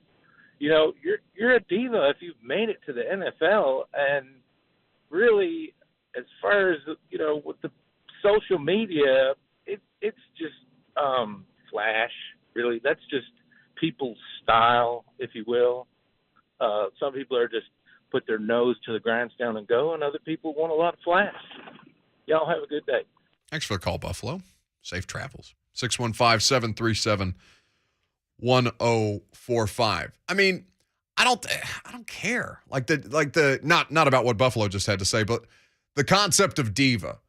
Why does that have a negative connotation? Does it? I mean, you work with a diva every day, Lucas. Do I? Does it make your life harder? I have the Urban Dictionary definition of diva in front of me. Good. We haven't done an Urban Dictionary reading in quite some time. What is the Urban Dictionary definition? Is it FCC safe before we do this? Mostly. Okay, let's go. A fierce, often temperamental singer who comes correct. Okay. She is not a trick word that I'm not going to say, and she does not sweat to haters. Okay. Would you say that accurately describes more me or more A.J. Brown? Well, I don't know, because does A.J. Brown sweat the haters? Because if he's tweeting through it, maybe he does a little bit. Here's my thing, okay? Why do Titans fans love A.J. Brown? Other than, superior athletic ability and incredible playmaking ability and all of the things that come with the playing of the sport for their entertainment. Why do Titans fans love A.J. Brown? He has connected himself to the franchise in a way that not a lot of players do, right? I think it was the pinned tweet on his timeline for the longest time. I want to be a Titan for life. I think in that video he posted after his surgery, he talked about his love for the Titans, how he wants to retire a Tennessee Titan. Yeah, his drugged up Instagram live post-op after 2 knee scopes. But in all seriousness, not a lot of players throw themselves out there like that in sort of pledging themselves to the franchise and connecting themselves to the fans and the franchise that they play for. If you love A.J. Brown because he has passion on the field of play, he has passion and emotion and rawness for your organization, for your fan base, for his teammates, for his family in the case of who he's trying to make this money for outside of just himself, then you cannot, at the same time, love him for those attributes and then hammer him on the internet when he does it in a digital form. Mike Vrabel talks about this all the time. All the time. It is a emotional, violent thing that these men do for a living. They have a greater appreciation and understanding for what pain tolerance is more than almost any other, profession that requires this kind of, that has these kinds of demands from you. To love A.J. Brown on the field is to, you can't separate the art from the artist that way. Talk about that with LeBron James a lot, right? A lot of you guys hate LeBron.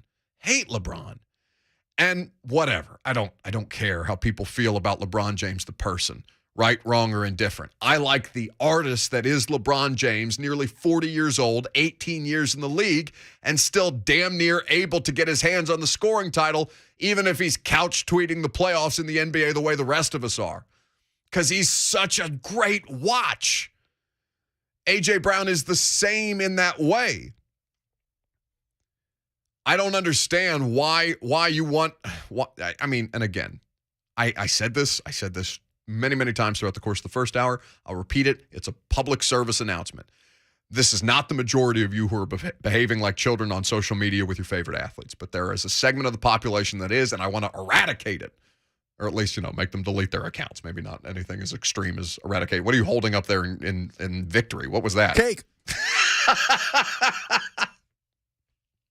Mickey Ryan's wonderful wife, Christina, made Dr. Pepper cake. And it's so good. He just dropped it off in the control room. Why does it take the smallest morsel of food to completely lose you for the rest of the radio show? As he stuffs his face on Zone TV. Don't talk. It's so good. Don't talk into the microphone with food in your mouth. I cannot stand that. Cheryl is in Nashville. Perhaps she can bring some sense to this ridiculous radio show. Hello, Miss Cheryl. Good afternoon. How are you? Amazing. How are you guys? And thank you for taking my call. Oh, thank you for calling. Go ahead. My point is, A.J. Brown is ours. He's a Tennessee Titan for life, as I am. So much so that I have a Titans tattoo. My Dodge Ram truck is tatted out in Titans. My bedroom is Titans. When you are so leveled up that they don't know where else to put you, they want to give you the negative connotation of diva. But it's not that at all. It's just that they don't have anywhere else to put you because you're at the top of your game. Spot on. I couldn't have said it better myself. Thank you, Miss Cheryl, for the call. 615-737-1045. What were you doing at 24 years old? Well, that was 2 years ago. Oh, okay. Again with the cake in your mouth. I'm sorry. It's so good. I was eating cake somewhere. I don't want to hear you chewing into the microphone. No, but 2 years ago, I was working at the Zone part-time while broadcasting high school football wherever I could around Middle Tennessee. Would you not say that you are, even if it's only 2 years, would you not say that you are a substantially different human being than you were at the age of 24? 1,000%. That was also in the pandemic. So to be quite honest with you, exactly 2 years ago in April of 2020, I was doing nothing in my house. Literally nothing. Yeah, to have your formative years, have the pandemic looming over the last basically 3 of them. And by the way, for those of you watching the NBA playoffs, Jimmy Butler's in the health and safety protocols. Bam Adebayo just got out of the health and safety protocols. Paul George was a few days ago. I meant Paul George as opposed to Jimmy Butler. Okay. My apologies.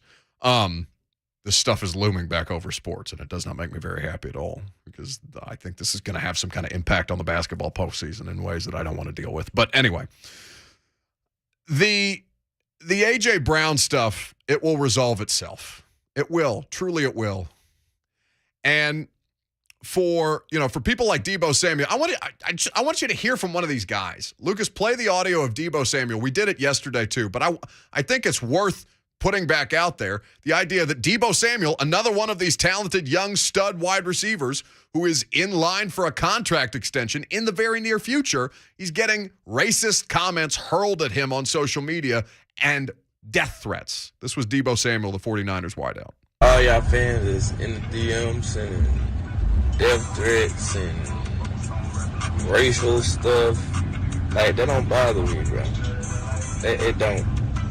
Cause y'all the same ones that was just hoorahing and go Devo and da-da-da-da. Oh, now Now y'all want to send death threats and send all these racial, all this stuff y'all got. It don't bother me, bro. I'm cool. I don't know. I mean, he's addressing it. Whether you think that's a sign of it bothering him or not. You remember last week, Lucas, we had this conversation where we did the dumbest thing in sports, and we had a caller call in and talk about, forgive me, Leah Thomas, the transgender swimmer. And I had somebody, I can't remember if it was a call or a YouTube comment, accused me of being scared of talking about it. And then because I felt the need to get pissed off about the fact that people were saying that I was scared to talk about it, like whether or not it bothered me, I felt the need to address it, to say something with it because I dispute what they were saying. Bothered me, right? That's, I mean, it's tough when you have people just hurling stuff at you. Now, I'm used to it at this point because I do 3 hours of live streamed now on YouTube and Facebook Live and Twitter and Twitch. You guys can say whatever the hell you want to me in the chat, and you can see what kind of face I make when I read it. At least here on the radio show, I've got commercial breaks to kind of like compose myself in real time, whereas prime time, they're just melting my face off for an hour, 45 minutes straight. And it can be anything from how my hair looks today to, like Lindsay Rowley, I got something stuck in my teeth. But everybody's going to tell me, right? People are saying many, on a much larger scale, just peppering 24-year-olds with this kind of hate and vitriol because they want to see their value play out. It's sickening to me. Dwight is in Nashville, and he's next. Hello, Dwight. Hey, Buck. First-time caller, man. Love your show. I love the first-time caller. It's very sports talk radio. Makes me very happy. Yeah, awesome. Hey, you just said it. People peppering a 24-year-old for knowing his value. Man, I'm 31. I graduated college a little bit late. So the people I graduated college with are a lot younger. Well, they're moving around jobs like crazy right now. They're leaving jobs for more work days at home. This isn't just a football player thing. This is a cultural thing with the younger demographic now. I think we're going to see it a lot more with the portal, with NIL. These kids coming out, we expect them to grow up so fast and throwing millions and millions of dollars at them. They're still kids. And, when they see another kid getting paid more millions of dollars, they're going to say, hey, I want that too. Because, we're doing it just in regular day jobs. You got accountants leaving their job because, they get, 2.5 days to work from home. This isn't just a football player thing. This is a cultural thing. We're gonna keep seeing it. So people are gonna have to get over this because it's gonna happen more and it's gonna happen more often. Thank you for the call, Dwight. Felt the music. That's good etiquette. There must be rules and regulations. The rules of engagement, according to Lucas Panzica. 60 seconds is the timer for the calls, or else you get the Oscars music. But it is a good point that there's a certain age bracket where we see this play out as far as social media goes. Like Stephon Diggs wasn't scrubbing his social media of Bill stuff. He's 28, 29, Stephon Diggs. Yeah, hovering around that 30 mark. Well, and his point about people getting there's probably a degree of anxiety, but this is very much a product of the pandemic. How many people have figured out, hey, I don't need to physically go into a workplace to do my job. If you're going to make me do that, I'm going to find another job, right? And I've pulled these numbers just while the caller was talking, from CNN. In December of 2021, 4.3 million Americans quit their jobs. Now, that's not all attributed to the fact that we've exposed clear and obvious. Like if I wanted to do the radio show, it's up to my employer whether I do the radio show from home or not. But like if I wanted to do the radio show from home, I could do the radio show from home if I wanted to. It's the only time, 3 hours a day, I come in here for work. It's the only time that I have to physically leave my house. But if I didn't want to do that, or if there was something that was going to make it more efficient for me not to physically come in here, I don't have to do that because we've just all seen how inefficient our workflow has been. And there are some employers who have not been prepared or unwilling to adapt to that. So the employee takes matters into his or her own hands, and makes that decision unto themselves because they want a better quality of life, and And they want a better control over the fact that we're all mindless, working, constantly zombies. So A.J. Brown doing what he's doing on social media, it's a non-story, even if it makes you sweat it out a little bit. And those of you who are harassing him on Twitter or wherever the hell else you're harassing him, you deserve to sweat it out a little bit. The small minority of you. Do some polls. Talk some NBA playoffs. Grizzlies back in action after losing to the Minnesota Timberwolves in Game 1. That's next.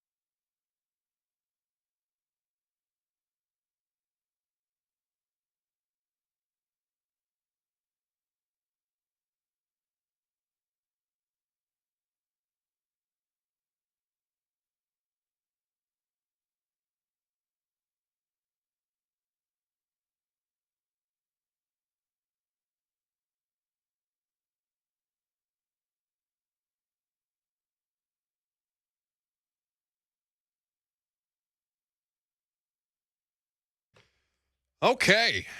Put a bow on it, shall we? A lot going on the show today. Tomorrow, we're packed, man. Harry Douglas, former Titans wide receiver, now ESPN hot taker. Harry's going to be here. We'll get into some football content and conversation. We got Josh Pate, our buddy from CBS Sports. Been a minute. He's out there chasing tornadoes, like actively seeking them. Yeah, we'll talk about that and maybe some college football.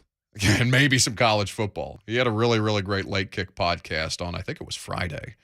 Or maybe Sunday night, I can't recall. But either way, we're looking forward to catching up. And, of course, we got the dumbest thing in sports this week. Today's show was also great. You guys were great on the phone lines. Dianna Russini was great today. And we certainly hope that you will check out the podcast. It's the Buck Reising Show, wherever it is you get your podcasts. I was laughing for two reasons. One, because I was scrolling Twitter during the commercial, and there's a tweet from the Cleveland Browns about 2 hours ago. Now, it's like snowing hard in Cleveland today, which is just the stuff of nightmares. But at about 9 a.m. this morning, they tweeted out QB1 with the finger pointing up emoji in the building. It's a picture of Deshaun Watson. And the concept in itself is not funny, but just the idea of what the Cleveland Browns, because just the replies to this stuff, what the Cleveland Browns social media team is going to have to stick their face into that buzzsaw every time they tweet out anything related to him is going to be an unholy suffering. And then on the opposite side, we've got a huge amount of sexism in the YouTube chat. Lucas, what the hell is happening in there? What's going on? Yeah, someone by the name of, is it Eric? Just out of context and out of nowhere says, if I was in the WNBA, I would win MVP and finals MVP. To which I told him, Eric, you would go 1 of 26 and tear your ACL. Very good. Hit the polls. Stop the count. Stop the count. The polls have closed and the votes have been tallied. It's the segment where bias takes over and nuance goes to die. Now, here's your favorite Buck Reising Show daily correspondent, Lucas Polzika. Presented by Two Rivers Ford, you can custom order any new Ford from Two Rivers. They will deliver it right to you when it gets manufactured. Who are the winners of the weekend? Puka says Buck's mother for ratting Buck out to his grandmother. Okay, so there's some context. I forgot it was Easter this weekend. I did not go home to Evansville, Indiana to be with my family because I had forgotten that it was Easter this weekend. My mother told my 80-plus-year-old Catholic grandmother that I had forgotten it was Easter this weekend, and she just unloaded 80-plus years. I say 80-plus because I don't want to put an exact age on it. I just know it's north of 80. Just dragging me in the family group text with 80-plus years of Catholic guilt just across the surface of the nativity scene. I know that's a different holiday either way. Let me not get my Catholicism mixed up. Who are the losers of the weekend? Stephanie says fans that overreact to players not showing up for voluntary workouts. Yep. Kenneth says it's Buck for his soft Nashville media take on Ryan Tannehill. His overpaid $40 million self should be lucky they are allowing him back at St. Thomas Sports Park. Okay, that sounds hugely dramatic, but you know what? If it makes me soft, who's that from? That's from Kenneth. Kenneth. Oh, that's that Texas Sports 1015 guy. Yeah, that's good. And he's been around for a long time. He's a very frequent commenter of the primetime show, so I always appreciate his insights, except for that one because it's stupid. Steven says the wannabe umpire in Knoxville over the weekend. I almost made Alabama baseball my loser of the weekend after making Alabama football my winner of the weekend, but I couldn't pass up the Braves fans thing. But to win on Friday and then get shellacked Saturday and Sunday, Tennessee without its head coach and pitching coach. Winner of the weekend for me was a titan of industry, Marshawn Lynch, because he's now a minority owner of an NHL team, the Seattle Kraken, him and Macklemore. So congratulations to them. He's got his own cannabis company. He's got his own clothing line. He's an NFLPA, he's basically one of their biggest ambassadors for the Players Association. He's a Renaissance man, and I love that Marshawn Lynch is doing that all while, double middle fingering and all these different things, burning one while he's whipping around a Zamboni in the middle of the Kraken's ice practice rink. It was really, really, he's just great. He's just great for so many reasons. All around. Have you ever seen the Peyton's Places episode with him? Yeah, with where Marshawn Lynch says he takes a shot before every game, and Peyton thinks he's talking about Toradol, which is a much deeper issue. He says, "What of?" He's like, Hennessy. What do you mean, what of? And Peyton goes, I don't know, Gatorade or Toradol. What are you talking about, Peyton? By the way, Rick says the Tampa Bay Bandits are the winner of the weekend for beating the Pittsburgh Maulers. Tampa Bay Bandits, America's team. Yeah, well, anybody but the Pittsburgh Maulers because their coach appears to be a bit of a bleep hole. Do you care that Ryan Tannehill was not there on Monday? 82% say no. I don't. Next question. Brock says Tannehill, yes. AJ, no. I think some people were in that camp. About AJ Brown, I understand. He wants a new deal. Ryan Tannehill needs to be there. Yep, still don't care. Yep. So we had two questions. We asked which Titans player is most likely to regress and which Titans player is most likely to take the next step in 2022. Shall we bank this? I think we shall. Yes. Then those are the polls. Okay, very good. Then that's the show. A lot of fun. Make sure you hang out with us tomorrow. Be talking a lot about the Titans regression and progression candidates on A to Z Sports Primetime tonight. I wrote about the Tannehill thing. If you want to understand in greater detail, and I think I've expressed that adequately on the radio show today, but if you want to read why I think the idea that anybody's getting butthurt about Ryan Tannehill not being there for the first day of school, you can read that at A2Zsports.com, where we will continue to have much more written content produced. Blaine and Mickey have got you the rest of the way. 3HL after that. Keep it locked here on 104.5 The Zone because we're having a great time, and you're going to want to be a part of it. See you tomorrow.